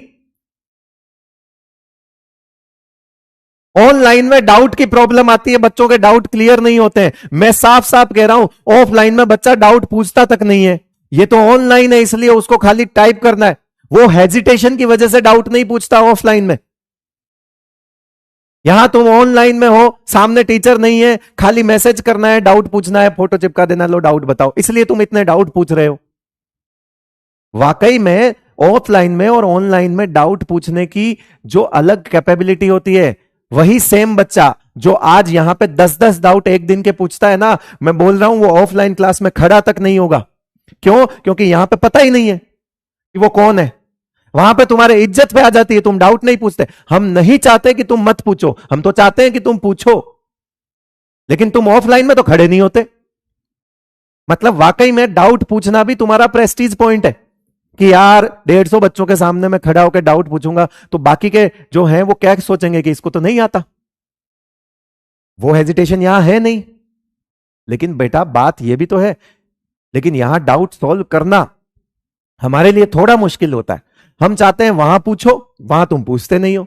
यहां तुमको पता है कि कोई टेंशन नहीं है, पूछ लो, कौन जान रहा है। तो जो अच्छी आदत है, ठीक है डाउट पूछने की, तो कुछ भी तो मत पूछो यार। कुछ भी पूछ लोगे क्या? क्यों? क्योंकि सिर्फ डाउट पूछना सकते हैं। क्यों? क्योंकि हमको कोई देख नहीं पा रहा कि हम कौन है, तो हम कुछ भी पूछ लेंगे। से नहीं होता यार। थोड़ा तुम भी अपने मतलब एक बहुत आसान होता है, रिपीट। What repeat? रिकॉर्डिंग नहीं होगी तेरे पास, वापस देख लेना, रिपीट। फिर से पढ़ा दो, सर समझ नहीं आया। अच्छा, ऑफलाइन में तेरे को समझ नहीं भी आता ना तो चुपचाप बैठा रहता तू, नहीं बोलता रिपीट।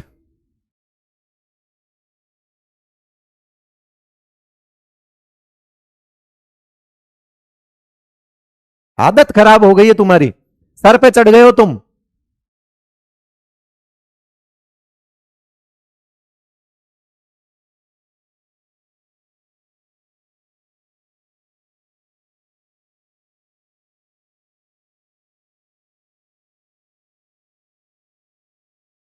बहुत फायदे हैं ऑनलाइन टीचिंग के, मैं बोलता हूं, मैं फिर कह रहा हूं। लेकिन बेटा एक चीज जो आपकी तरफ से हमको चाहिए और वो है रिस्पेक्ट।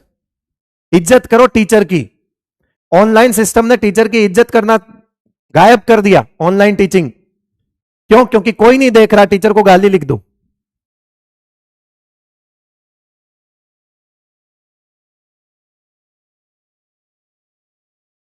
हम फिर भी पढ़ा रहे हैं तुम्हारे लिए, ये फर्क है। और यहां पे हमको तुमसे सपोर्ट चाहिए। अरे यार तुमको मुझसे नहीं पढ़ना है, लेकिन तू मुझे गाली तो नहीं दे सकता ना।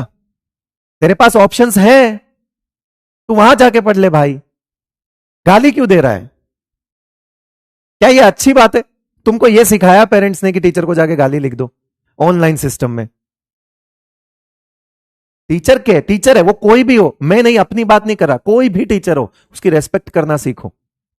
आज अगर मैं अपने फील्ड का नहीं किसी और फील्ड के टीचर का भी वीडियो देख रहा हूं, किसी भी टीचर का, चाहे वो ज्योग्राफी पढ़ा रहा है, सोशल साइंस पढ़ा रहा है, कुछ भी पढ़ा रहा है, मैं जाके उसके नीचे गाली तो नहीं लिख सकता यार। वो टीचर है यार, वो कुछ सिखा रहा है तुमको, उसको गाली नहीं दे सकते हम।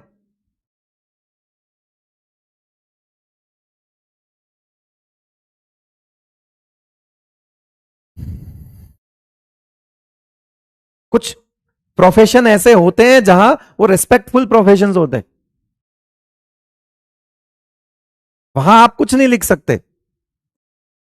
फिर क्या मतलब रहा आप में और उस तरह की जनता में जिनको कुछ बोलने से पहले कुछ भी समझ नहीं आता, सोशल मीडिया की जनता, यूट्यूब की जनता, वैसे में से हो आप। आप वैसा मत बनिए। एक मर्यादा सबके अंदर होनी चाहिए, मर्यादा में रहिए बेटा।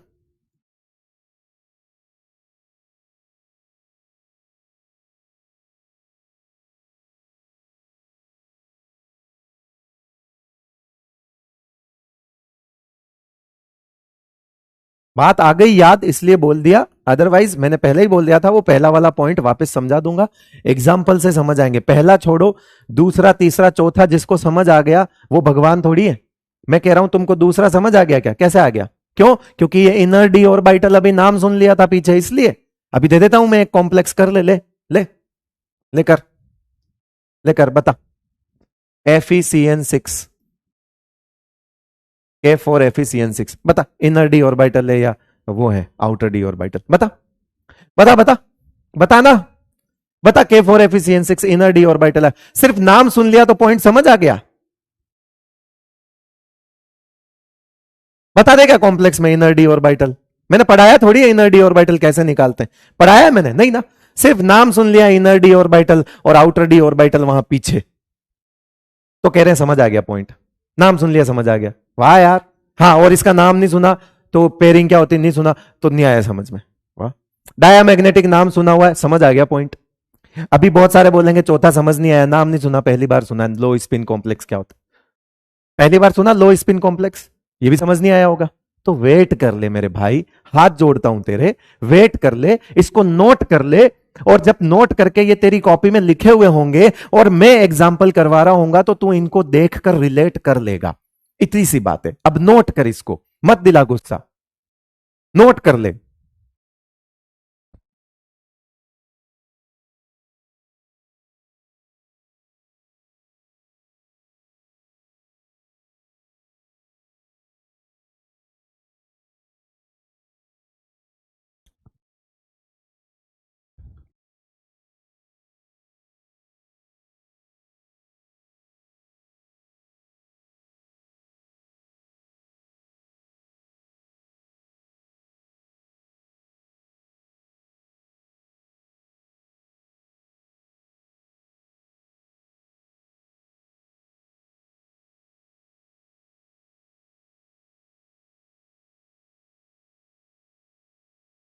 अरे स्पैमर है तो क्या करे बेटा, स्पैमर भी तो स्टूडेंट है, उसका यहां, वो यहां काम खराब कर रहा है लेकिन उसका भला तो वहां पे भी नहीं हो रहा है जहां से वो पढ़ रहा है, वो तो ये काम कर रहा है पढ़ाई को छोड़ के। स्पैमर है तो क्या हुआ, उसको तो मैं और ज्यादा मोटिवेट करना चाहता हूं, क्योंकि वो तो अपना साल सबके सामने दिखते हुए खराब कर रहा है, उसके लिए मुझे ज्यादा टेंशन है, स्पैमर्स से मुझे ज्यादा लगाव है, उसका तो फ्यूचर खराब हो रहा है दिख रहा है मुझे। मैं अपनी देखती आंखें किसी बच्चे का फ्यूचर खराब होते हुए कैसे देख लूं, स्पैमर्स पे दया आती है मुझे, दिख रहा है कि उसका सिलेक्शन नहीं होगा इस साल। ये नोट कर लिया, मैं आगे बढ़ सकता हूं? लो बेटा आ जाओ, अब हम लेते हैं एग्जाम्पल करते हैं कैसे क्या चीजें होती वो सुनो। देखो हमने ले लिया पहला एग्जाम्पल, K4FeCN6।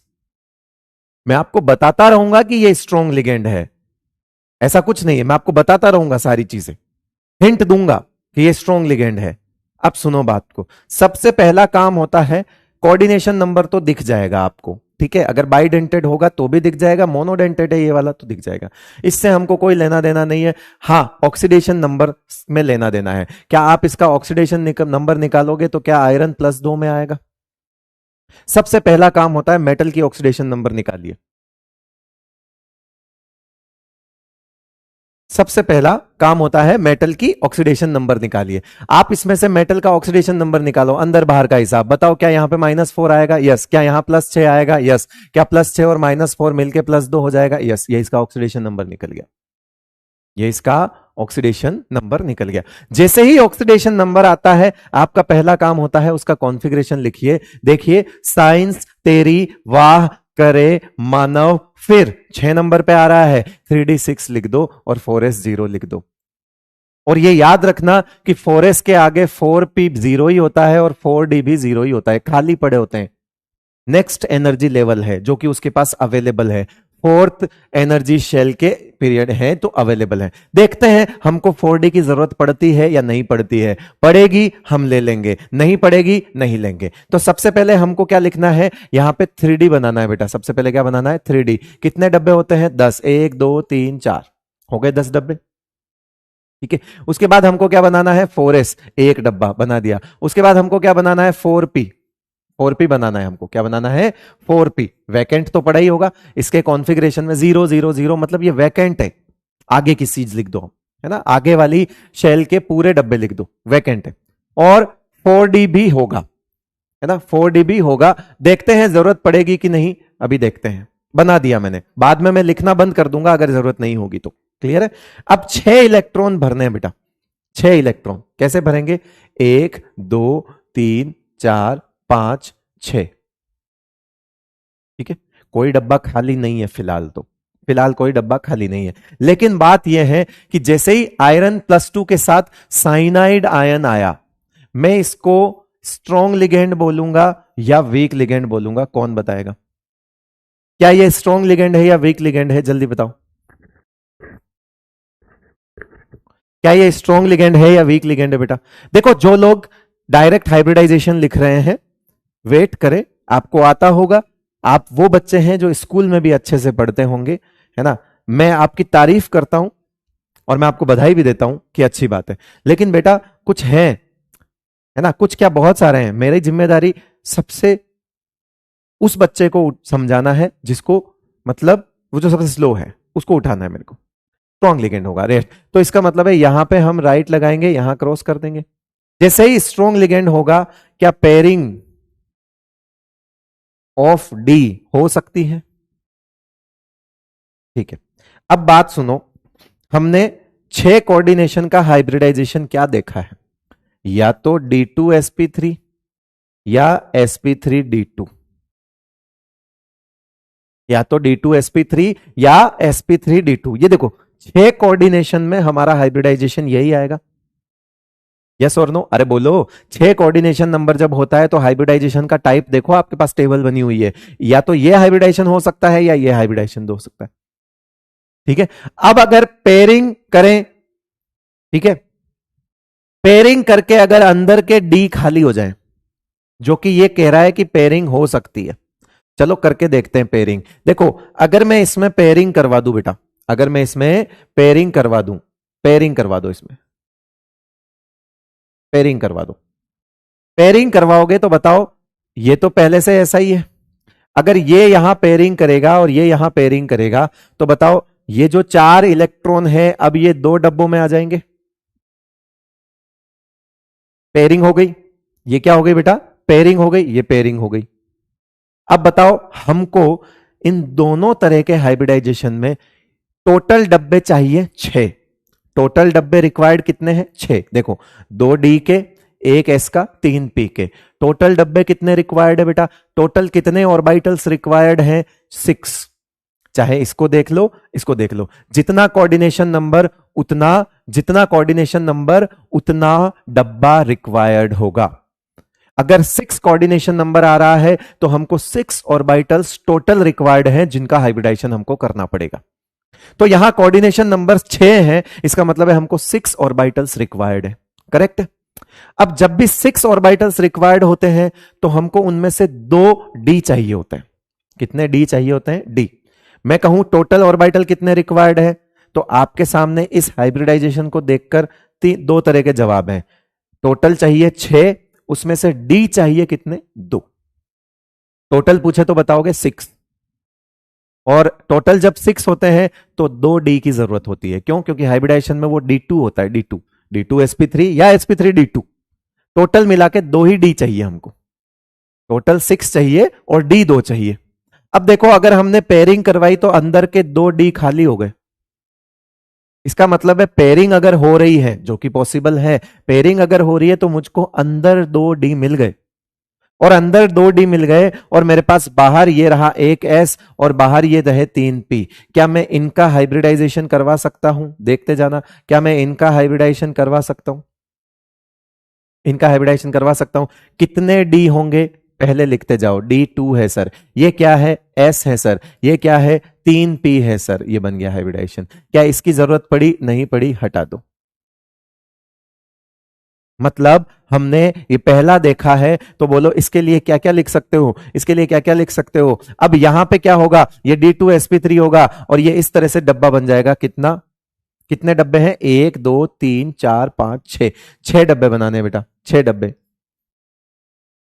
बन गए, 6 डब्बे। ठीक है, इन 6 डब्बे में 6 साइनाइड आकर अपना लोन पेयर डोनेट करेंगे।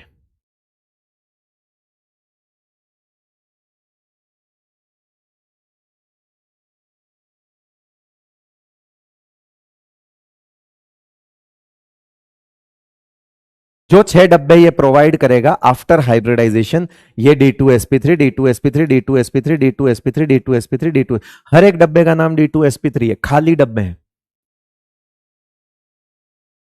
What is SL? SL super 6 TVS की, विक की आती है। स्ट्रॉन्ग लिगेंड है बेटा SL का मतलब, है ना। SL, SL ना ये श्रीलंका है, ना ये Sl सुपर 6 है। ठीक है, ये है आपका स्ट्रॉन्ग लिगेंड।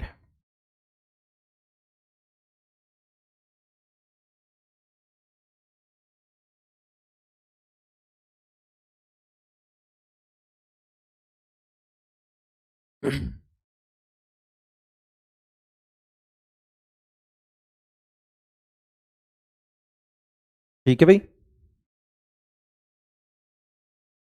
अब सही में आया। अब मैं इस कॉम्प्लेक्स के बारे में पूछता हूं आपसे, इनको भूल जाओ, इनको भूल जाओ। ठीक है, मतलब देख लो पीछे कोई अनपेड इलेक्ट्रॉन है नहीं है। तुम ये सोचते हो कि इन डब्बों में अनपेड इलेक्ट्रॉन, नॉट पॉसिबल, क्योंकि वो तो लोन पेयर दे रहा है ना। अरे बेटा ये तो लोन पेयर दे रहा है, जब लोन पेयर जा रहा है तो ये तो ऐसे ही होंगे, ये सब तो ऐसे ही होंगे। तो इसीलिए जो डब्बे हाइब्रिडाइजेशन में पार्टिसिपेट कर रहे हैं उनमें कभी भी अनपेड इलेक्ट्रॉन कंसीडर मत करना, उनमें तो कभी नहीं होगा। क्यों? क्योंकि जो डब्बे हाइब्रिडाइजेशन में पार्टिसिपेट करेंगे उनमें तो आकर लोन पेयर ही रखेगा अगला सीधा लो। तो यहां कभी आपको अनपेड इलेक्ट्रॉन नहीं दिख सकता।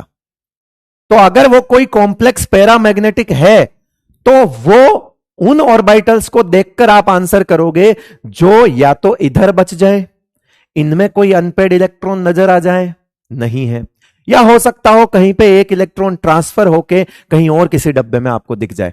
फिलहाल आपको यह पता है कि इधर कोई अनपेड इलेक्ट्रॉन नहीं है और यहां तो सवाल ही पैदा नहीं होता, इधर वाले में तो कभी नहीं सोचना है। मतलब जो डब्बे हाइब्रिडाइजेशन में जाएंगे उनमें कभी अनपेड इलेक्ट्रॉन सोचना ही नहीं है, इनके अंदर होता ही नहीं है ऐसा कुछ। तो कुल मिला के यहां कोई अनपेड इलेक्ट्रॉन दिख रहा है? नहीं दिख रहा है। तो मैं इसके बारे में क्या क्या लिख सकता हूं, इस कॉम्प्लेक्स के बारे में आपसे क्या क्या सवाल हो सकता है? एन मतलब होता है बेटा नंबर ऑफ अनपेड इलेक्ट्रॉन, कितना है? 0। बोलो क्या लिख दूं? डायामैग्नेटिक। ये कॉम्प्लेक्स क्या हो गया बेटा? डायामैग्नेटिक हो गया। क्या ये इनर है या आउटर है? इनर ऑर्बिटल है। क्या है ये? Inner orbital complex.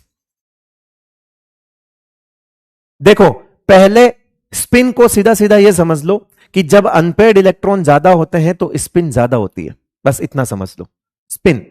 ठीक है, तो ये अनपेड इलेक्ट्रॉन यहां पे पहले कितने थे? 4 थे, अभी कितने हो गए? 0।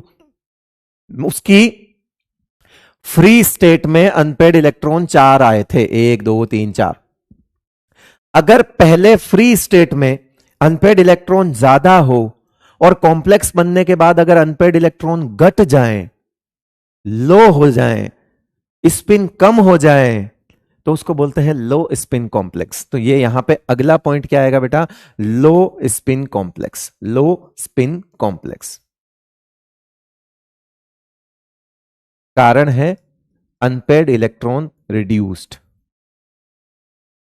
जब भी अनपेड इलेक्ट्रॉन रिड्यूस्ड होंगे उसको हम लो स्पिन कॉम्प्लेक्स बोलेंगे। क्या बोलेंगे बेटा? उसको लो स्पिन कॉम्प्लेक्स। ये लो स्पिन पेयरिंग होती है तो स्पिन घटती है, पेयरिंग होती है तो स्पिन घटती है, इसलिए लो स्पिन बोला जाता है। अब मुझे बताओ कि कौन सा पॉइंट आपको समझ नहीं आया? अच्छा इसकी ज्योमेट्री अभी नहीं बताई, सबसे पहले लिख दो ऑक्टाहेड्रल। हाइब्रिडाइजेशन आपके सामने लिखा हुआ है। अब इस एक पर्टिकुलर कॉम्प्लेक्स के लिए आपको इसमें से कुछ भी पूछा जा सकता है। अब जरा देख के बताओ ये वाले पॉइंट समझ आए क्या? और ये भी जनरली वर्ड क्यों लिखा है, ये भी कोई एग्जांपल हम लेंगे कि हो सकता है स्ट्रॉन्ग लिगेंड हो तब भी पेयरिंग ना हो सकता हो स्ट्रॉन्ग लिगेंड हो तब भी इनर डी काम में ना आए, हो सकता हो स्ट्रॉन्ग लिगेंड हो तब भी वो पैरामैग्नेटिक रह जाए, हो सकता हो स्ट्रॉन्ग लिगेंड हो तब भी वो हाई स्पिन रह जाए। इसका मतलब हुआ कि ये जनरली है, ऐसा होना चाहिए। तो अभी जो हमने एग्जाम्पल किया है वो ऐसा ही है, ये देख लो।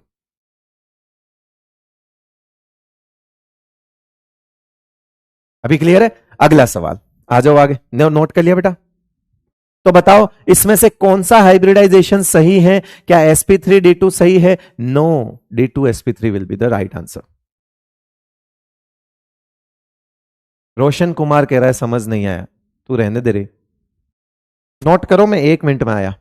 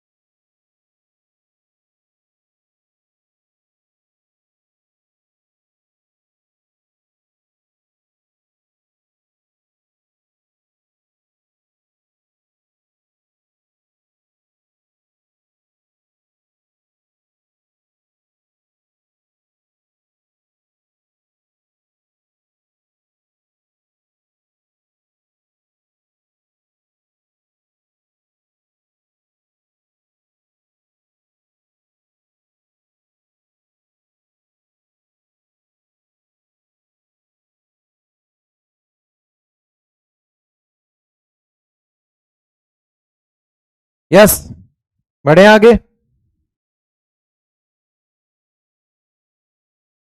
नेक्स्ट, ये वाला करो जरा। K4FeF6, K3FeF6 भी होता है वैसे, ये करो। और अपन K4FeF6 करेंगे, ठीक है। यहां से गया -4 आया, यहां से Fe F6 से यहां से ये गया +6 आया, +6 और -4 अगेन आपका ऑक्सीडेशन नंबर क्या आया, +2, ठीक है। +2 में आप Fe+2 है, ठीक है भाई, Fe+2 है, ठीक है। तो 3D6 4s0 ही होगा, और 4p0 और 4d भी 0। आ जाओ फिर इसी बात पे, चलो ये बना देते हैं हम, 3D पहले बना देते हैं इसका, फिर इसका 4s बना देते हैं, फिर इसका 4p बना देते हैं, और 4d खाली पड़ा हुआ भी बना देते हैं, ठीक है। यही 6 इलेक्ट्रॉन भर देते हैं, 1 2 3 4 5 6, बाकी खाली पड़े, खाली छोड़ देंगे। आ जाइए, सबसे पहले F- is a week ligand, pairing होगी, नहीं होगी। बिना पेयरिंग के आप अंदर का 2D इस्तेमाल कर सकते हो क्या, नहीं। बिना पेयरिंग के, तो इसका मतलब है D2sp3 नाम की चीज हो ही नहीं सकती, तो फिर sp3d2 हो जाएगा। यस, कैसे होगा देखो, यहां पेयरिंग नहीं हो सकती, तो इधर का डब्बा तो हमको मिला ही नहीं। जब इधर का डब्बा नहीं मिला, तो हम क्या करेंगे, यहां से यहां तक की मिक्सिंग करेंगे, ठीक है।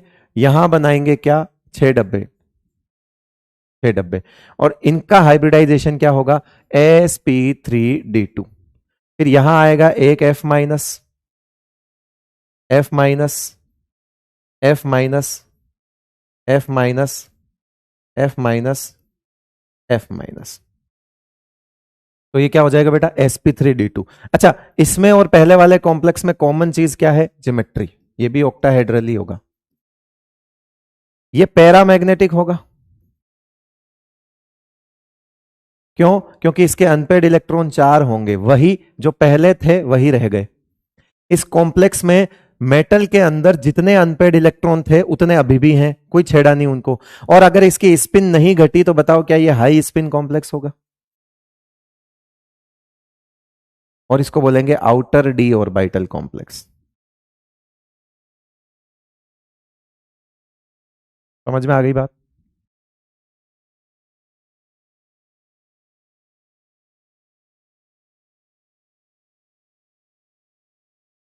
समझ गए बेटा, पक्का।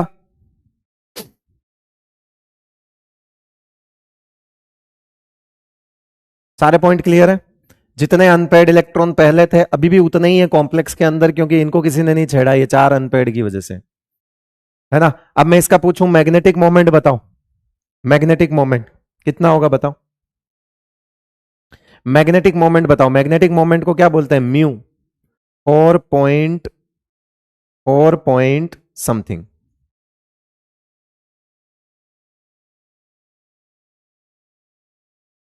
जितना अनपेड इलेक्ट्रॉन उतना पॉइंट समथिंग, लिख दो जुगाड़। जितने अनपेड इलेक्ट्रॉन होते हैं उतना पॉइंट समथिंग, वो उसका मैग्नेटिक मोमेंट होता है। जितना अनपेड इलेक्ट्रॉन उतना पॉइंट समथिंग, 4 पॉइंट समथिंग, वो उसका मैग्नेटिक मोमेंट होगा।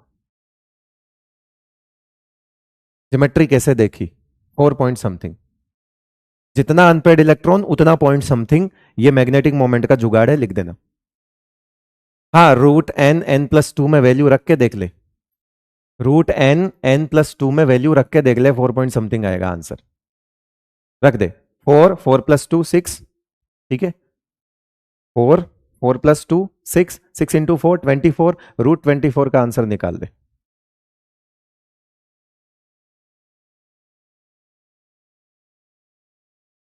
सही है।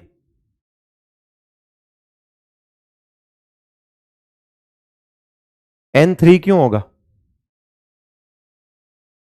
n3 क्यों होगा, 4 नहीं दिख रहे तुमको, 4 अनपेड नहीं दिख रहे तुमको, 1 2 3 4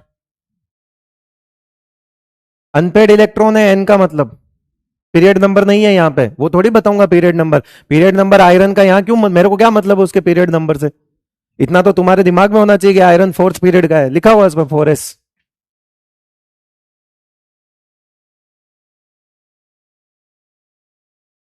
root N, N plus two में वैल्यू रख के देख लो, जितनी वैल्यू एन की रखोगे उतना पॉइंट समथिंग ही आंसर आएगा। 5 रख के देख लो, रूट 35 आएगा, रूट 35, 5 पॉइंट समथिंग ही आएगा उसका आंसर। 1 रख के देख लो, 1 पॉइंट समथिंग ही आंसर आएगा, फाइनल आंसर। जितना अनपेड इलेक्ट्रॉन उतना पॉइंट समथिंग। ओके, आया 4.89, ये लो बस। फिर एफ वीक लिगेंड कैसे हैं बेटा, ये लिखा हुआ है ना, हेलोजन है ये, लिखा हुआ है। Oxygen donor, halogen donor weak होते हैं। Okay, good boy. चलो, साइनाइड में कार्बन डोनर है, स्ट्रॉन्ग लिगेंड इसलिए बोला। Okay, good boy, very good boy. Okay, अब आओ और बताते हैं आपको। NiCN4 2 minus, NiCN4 2 minus.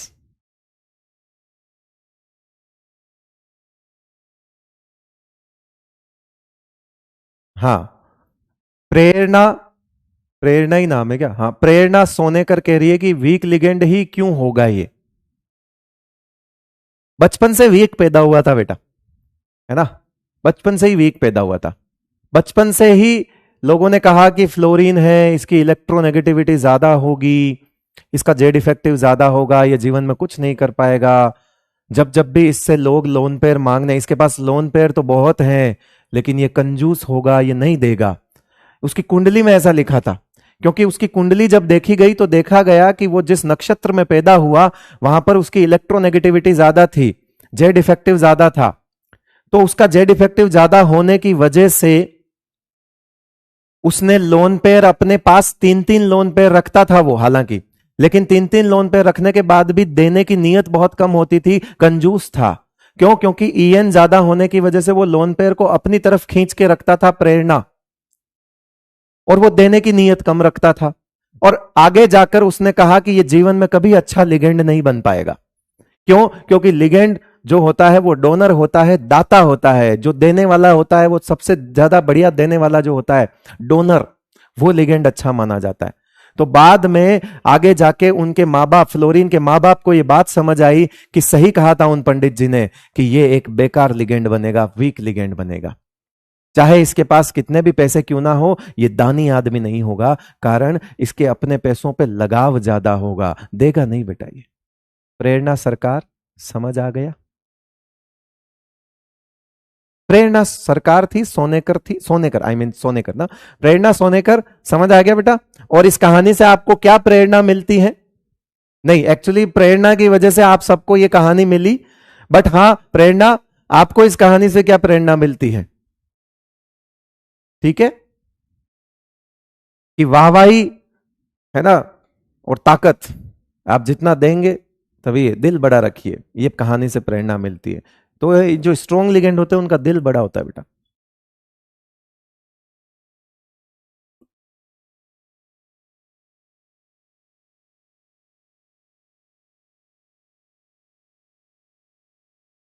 आजा, बता, इसमें Ni+2 में आ गया, ठीक है, इसकी वजह से -+4 आएंगे, +4 और -2 का हिसाब +2 हो जाएगा, करेक्ट है। Ni निकल 8वें नंबर पे आता है, 8वें नंबर पे आता है, तो इसका कॉन्फ़िगरेशन हो जाएगा 3d8 4s0 और 4p भी 0 और 4d भी 0। देखते हैं कहां जरूरत पड़ती है। पहले मुझे ये बताओ, इसके अंदर कोऑर्डिनेशन नंबर कितना है? कोऑर्डिनेशन नंबर पूरा इसलिए लिख रहा हूं क्योंकि साइनाइड है तो साइनाइड और कोऑर्डिनेशन दोनों एक ही मान लेते। कोऑर्डिनेशन नंबर कितना है? 4 है। तो 4 कोऑर्डिनेशन नंबर पे हमारे पास दो तरह के हाइब्रिडाइजेशन होते हैं। First one is sp3 and second one is dsp2। अब बात सुनो, ऑक्टाहेड्रल में टोटल ऑर्बिटल रिक्वायर्ड थे 8, है ना, ये टेट्राहेड्रल होगा, ये स्क्वायर प्लेनर होगा। टेट्राहेड्रल हो या स्क्वायर प्लेनर हो तो टोटल ऑर्बिटल रिक्वायर्ड होते हैं 4। यहां पर भी 4 टोटल ऑर्बिटल है, एक एस और 3 पी ऑर्बिटल मिलकर कितने हो गए बेटा 4। यहां पे एक डी, एक एस और 2 पी, ये भी मिलकर कितने हो गए 4। जब कोऑर्डिनेशन नंबर 4 हो तो हमको अगर स्क्वायर प्लेनर ज्योमेट्री आएगी तो डी कितनी जरूरत पड़ती है, एक डब्बे की जरूरत पड़ती है, ना कि 2। तो चलो देखते हैं क्या ये पॉसिबल है। सबसे पहले हमने यहां पे 3D 8 बनाया बेटा, 3D, और यहां पे 1 2 3 4, यहां पे 8 इलेक्ट्रॉन हमको भरने हैं। हम भर देते हैं, चलो 8 इलेक्ट्रॉन, 1 2 3 4 5 6 7 8 भर दिए बेटा। उसके बाद हमने यहां पे बनाया क्या, 4s बनाया, उसके बाद हमने 4p बनाया, है ना। 4D में यहां लिख देता हूं, अगर जरूरत पड़ी तो बना देंगे, नहीं तो वैसे नहीं पड़ेगी जरूरत। आपको खुद पता है कि इसमें भी आउटर डी का कोई सीन नहीं है और इसमें भी आउटर डी का कोई सीन नहीं है, तो लिखने का ही कोई लॉजिक नहीं है कि भाई या तो वो sp3 बनेगा या वो एक अंदर डी वाला लेगा। बाहर वाले डी का तो कोई लॉजिक ही नहीं है इसमें। बाहर वाला डी, sp2d नाम की तो कोई चीज हमने लिखी नहीं थी, तो इसका मतलब है बाहर वाला डी इसमें कभी काम आएगा ही नहीं, चिंता ही मत करो, टेंशन फ्री। ठीक है, तो इसका मतलब हो गया क्या कि अब हमको पता है कि कोऑर्डिनेशन नंबर 4 है। अच्छा, cyanide ion, cyanide ion is a strong ligand again, okay, strong ligand है, पेयरिंग हो जाएगी बेटा, ठीक है। हमको कितने डी रिक्वायर्ड है, हमको कितने डी के डब्बे रिक्वायर्ड है, जरा देखो हमको कितने डी चाहिए। अगर हमको इनर ऑर्बिटल बनाना है तो कितना डी चाहिए, 1। जरा देखो, अगर मैं पेयरिंग करवा दूं तो मेरे पास एक डब्बा खाली हो जाएगा। अगर हो जाएगा तो देर किस बात की, करवा दो पेयरिंग। हो गई पेयरिंग, या आफ्टर पेयरिंग हो गया, पेयरिंग के बाद ये बन गया। अब बताओ, ये डब्बा यहीं का यहीं है और ये 2 3 डब्बे यहीं के यहीं हैं। हमको टोटल डब्बे कितने चाहिए, 4 चाहिए बेटा, 4। तो एक यहां से ले लो और यहां से ले लो। बताओ क्या ये 4 डब्बे बनेंगे। इसका नाम क्या होगा बेटा, DsP2। बोलो ज्योमेट्री क्या, स्क्वायर प्लेनर। अब जरा देखो कोई अनपेड इलेक्ट्रॉन बचेगा, नो, n is equals to 0, diamagnetic, low spin. लिखना नहीं होता है हालांकि अपने आप में DsP2 लो स्पिन ही होता है, फिर भी लिख दिया मैंने। इनर, अपने आप में इनर ही होता है ये। जब भी इन दोनों का कंपैरिजन आता है तो ये आउटर ही होता है और ये इनर ही होता है। तो यहां पे ये गया DsP2 स्क्वायर प्लेनर। क्या होगा, DsP2 और स्क्वायर प्लेनर। वो मैं बाद में काट रहा हूं, ये मत काट देना कि कोऑर्डिनेशन नंबर, इसका मतलब गलत मत समझना, मेरे लिए भारी पड़ जाएगा बेटा। कोऑर्डिनेशन नंबर 4 में आप बोलोगे sp3 होता ही नहीं, सर ने काट रखा है। नहीं नहीं नहीं, इस कॉम्प्लेक्स के लिए बेटर है उसको वहीं रहने दो, है ना, कि या तो ये हो सकता है या ये हो सकता है, बाकी हम देख के पता लगाएंगे। जरा देख के बताओ, क्या DsP2 हो गया, स्क्वायर प्लेनर हो गया, डायामैग्नेटिक हो गया, लो स्पिन हो गया, इनर डी हो गया। हालांकि जो भी स्क्वायर प्लेनर होता है वो इनर डी ही होता है, क्योंकि इसमें इधर डी आता ही नहीं है, तो इनके लिए बाय डिफॉल्ट इनर डी ही मानते हैं, लिखते भी नहीं है बहुत सी किताबें। स्क्वायर प्लेनर है, इनर डी होगा, वो अंदर का ही डी होगा। ऐसा थोड़ी है, आपने ऐसा तो कुछ लिखा ही नहीं ना sp2d, तो ऐसा तो पॉसिबल ही नहीं है, तो इनर डी होता है। और वो sp3 हमेशा आउटर ही होता है, ऑलवेज आउटर होता है, क्योंकि sp3 कब होगा, जब एक s और 3 p लोगे, तो ये तो बाहर के ही है ना बेटा, ये वाले ही लोगे ना, तो ये हमेशा ही आउटर होंगे sp3 वाला। तो मैग्नेटिक मोमेंट 0, यस, अगर अनपेड इलेक्ट्रॉन 0 है। जब डायामैग्नेटिक लिख दिया बेटा तो उसके बाद मैग्नेटिक मोमेंट 0 बोलने वाली बात खत्म हो जाती। डायामैग्नेटिक का मतलब ही यही है कि मैग्नेटिक मोमेंट 0 होगा, है ना। एक और करते हैं फिर क्लास छोड़ देंगे।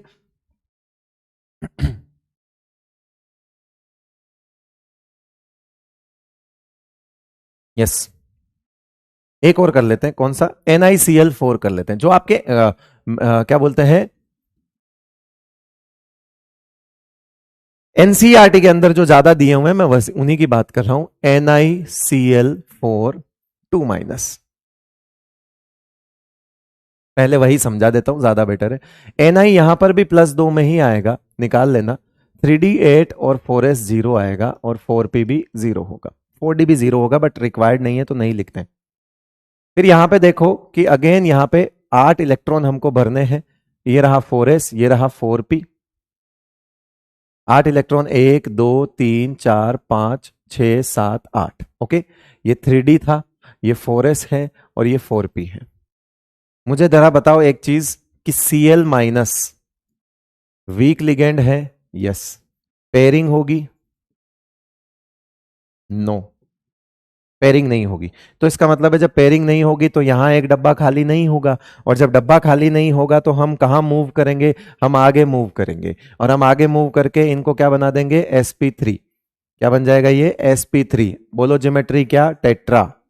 बोलो अनपेड इलेक्ट्रॉन कितने, जितने थे पहले ही, दो, है ना। क्या ये आउटर होगा, अनपेड इलेक्ट्रॉन दो। क्या ये पैरा होगा, यस। क्या इसमें मैग्नेटिक मोमेंट 2 पॉइंट समथिंग होगा, 2 पॉइंट समथिंग होगा, यस। क्या ये आउटर होगा, यस।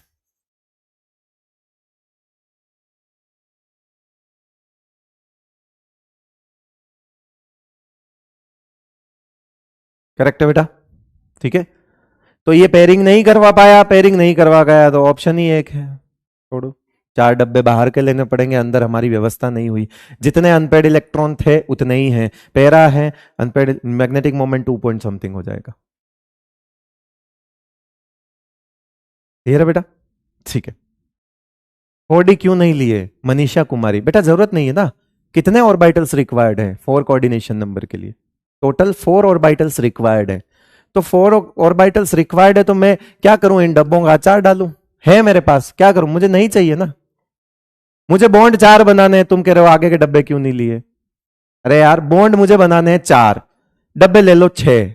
अच्छा, ये थोड़ी बात होती। एक होटल में गए, रुकना तुम अकेले को है, कमरे ले रहे हैं 5, 5 कमरे बुक कर दोगे, क्या करोगे, 1-1 घंटे रुकूंगा सब में, ऐसे थोड़ी होता है। ऐसे नहीं होता बेटा, समझो बात को, जरूरत देखो, जरूरत, जरूरत, जरूरत समझे।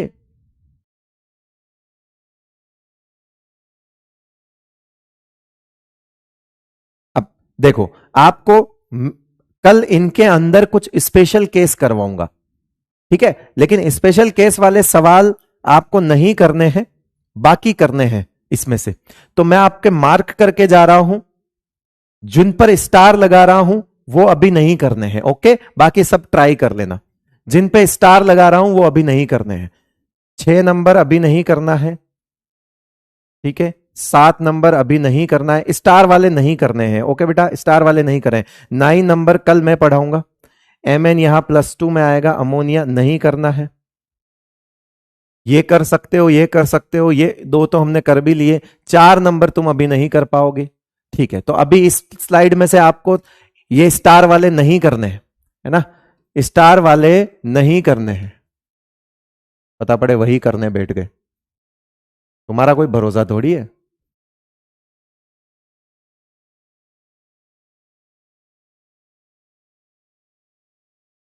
ये भी आपको इसमें भी दिक्कत आएगी, Mn इसमें कुछ सिखाना पड़ेगा, हाँ कोई बात नहीं। ये कर लेना, ये कर लेना, कर ही लिया है, ये भी कर लेना, ये नहीं होगा, 14 नंबर भी नहीं होगा, लफड़ा पड़ेगा तुम्हारे को।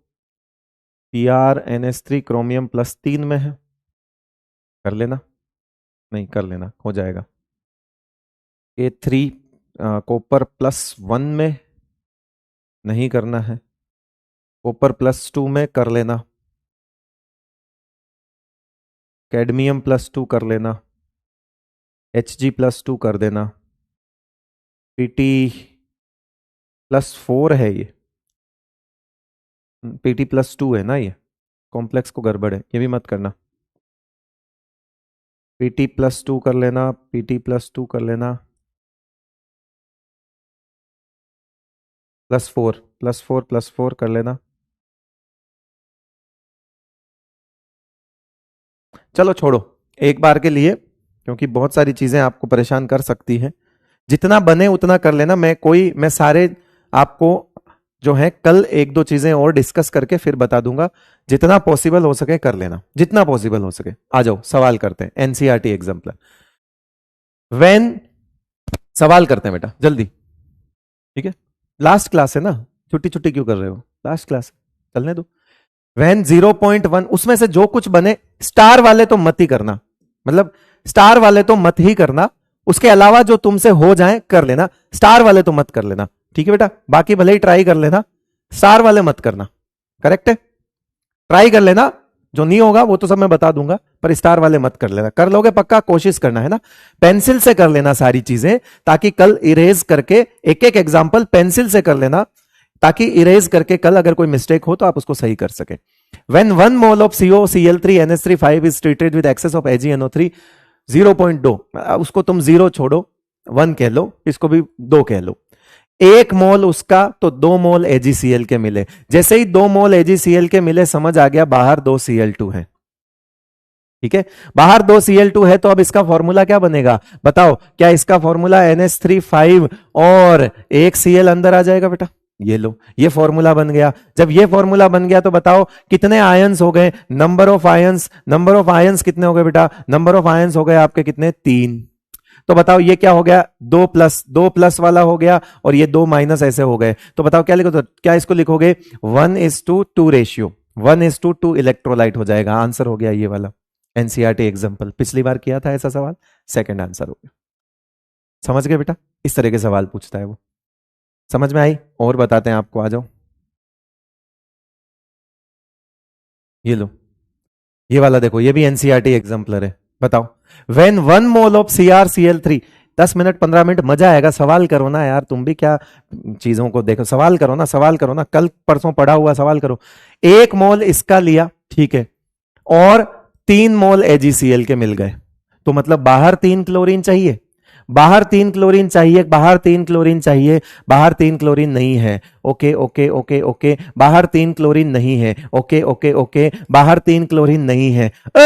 बाहर 3 क्लोरीन, 4 हो गया रे, खत्म। आगे चल, आगे चल। अरे मैंने सिखाया है, भरोसा रखो ना, इतना मैंने तो फिर भी टाइम लगाया। यूं यूं करना है सवाल इसको। बाहर 3 Cl ढूंढ ले, 3 AgCl पूछ रहा है वो। हो गया सवाल, आंसर हो गया 4। समझ में आया? ठीक है, और क्या है? और क्या है इसके लिए? ये देखो, एनसीईआरटी एग्जाम्पलर कह रहा है FeCN6 3- नहीं, ये 3- में लफड़ा पड़ेगा तुमको, रहने दो, इसमें पेयरिंग मेरी भी कल ही समझ आएगा। होमोलेप्टिक कौन सा है बता सकते हो? होमवर्क, एनसीईआरटी एग्जाम्पलर का सवाल कर सकते हो, होमोलेप्टिक कौन सा है? कर लोगे ये तो? ओके ओके ओके, और आज आज होने वाला बता रहा हूं मैं, है ना, डायामैग्नेटिक नेचर में इसके अंदर कर सकते हो। बताओ, होमवर्क। हम CFT पढ़ लेंगे ना, उसके बाद तो ये चीजें और आसान हो जाएंगी बेटा, CFT पढ़ने के बाद तो। अभी आपको थोड़ा सा देखना है, क्रोमियम +3, कोबाल्ट +3, Na+2 और जिंक +2। ठीक है, होमवर्क कर लोगे, दोनों चीजें देख लेना। आउटर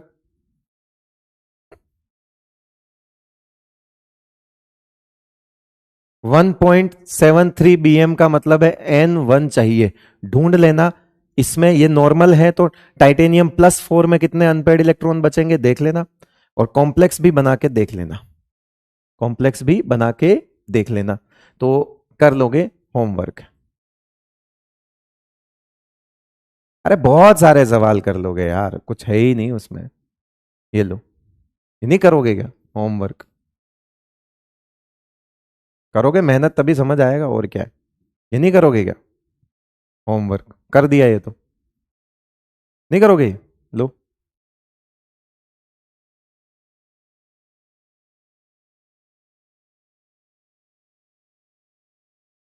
ये नहीं करोगे क्या? ये नहीं करोगे? कह रहा है कि स्टोइकियोमेट्रीज बताओ, कितने एजीसीएल कहां आएंगे, देखो बताओ। CONCl3, देखो इसमें 6 के 6 अमोनिया अंदर चले जाएंगे, तो बाहर 3 बचेंगे। इसमें 5 अंदर जाएंगे, 1 अंदर जाएगा। फॉर्मूला बनाओ ना आप इसका, पहले अमोनिया को अंदर लेना है, तो यहां पे CO बनेगा, NH3 बनेगा, और 6 बनेगा, तो बाहर के बाहर 3 आएंगे। फिर यहां पे 5 है तो 1 अंदर जाएगा, तो 2 AgCl आएंगे। फिर यहां पे 4 है तो 2 जाएंगे, तो 1 बाहर बचेगा, तो 1 AgCl आएगा। फॉर्मूला बनाओ, करो, ये 3 AgCl होंगे। लो, हो गया, कौन सा हो गया, 3 रेस्पेक्टिवली पूछ रहा है, 3 2 1, बात खत्म, चल रहे आगे चल, खत्म। क्यों परेशान हो रहे हो? परेशान नहीं होना बेटा, ये कल करेंगे। क्रोमियम +2 का मैग्नेटिक मूवमेंट पूछ रहा है, D4 होता है, 4 पॉइंट समथिंग, ढूंढ लेना, मिल जाएगा। क्रोमियम +2 का पूछ रहा है सिर्फ, है ना, कोई कॉम्प्लेक्स का नहीं पूछ रहा है, बता दे। लो, इथाइलिन डाइएमीन क्या होता है बता देना, नीट 2021 का सवाल है। यूनिडेंटेड होता है, बाइडेंटेड होता है, डोनर एटम क्या होता है, इथाइलिन डाइएमीन, कर लेना। लो, कर लोगे, कर लोगे। आउटर ऑर्बिटल कॉम्प्लेक्स कौन सा होता है, AIEEE 2004 का सवाल है, कर लेना। अटक जाओ, नाम बदल देना मेरा, ठीक है। बता सकते हो ये तो आपके लेवल का सवाल है, ऑक्सीडेशन नंबर और, है ना, क्या पूछ रहा है, coordination number and the oxidation number respectively बताना है, जेई मेन 2008 का सवाल है, होमवर्क। क्या चाहिए तुमको, आज खूब सारी चीज दे दी, मौज हो जाएगी मौज, आज कॉन्फिडेंस आएगा तुमको। चलिए, बहुत बहुत शुक्रिया आपको, थैंक यू सो मच, नमस्कार, गुड नाइट।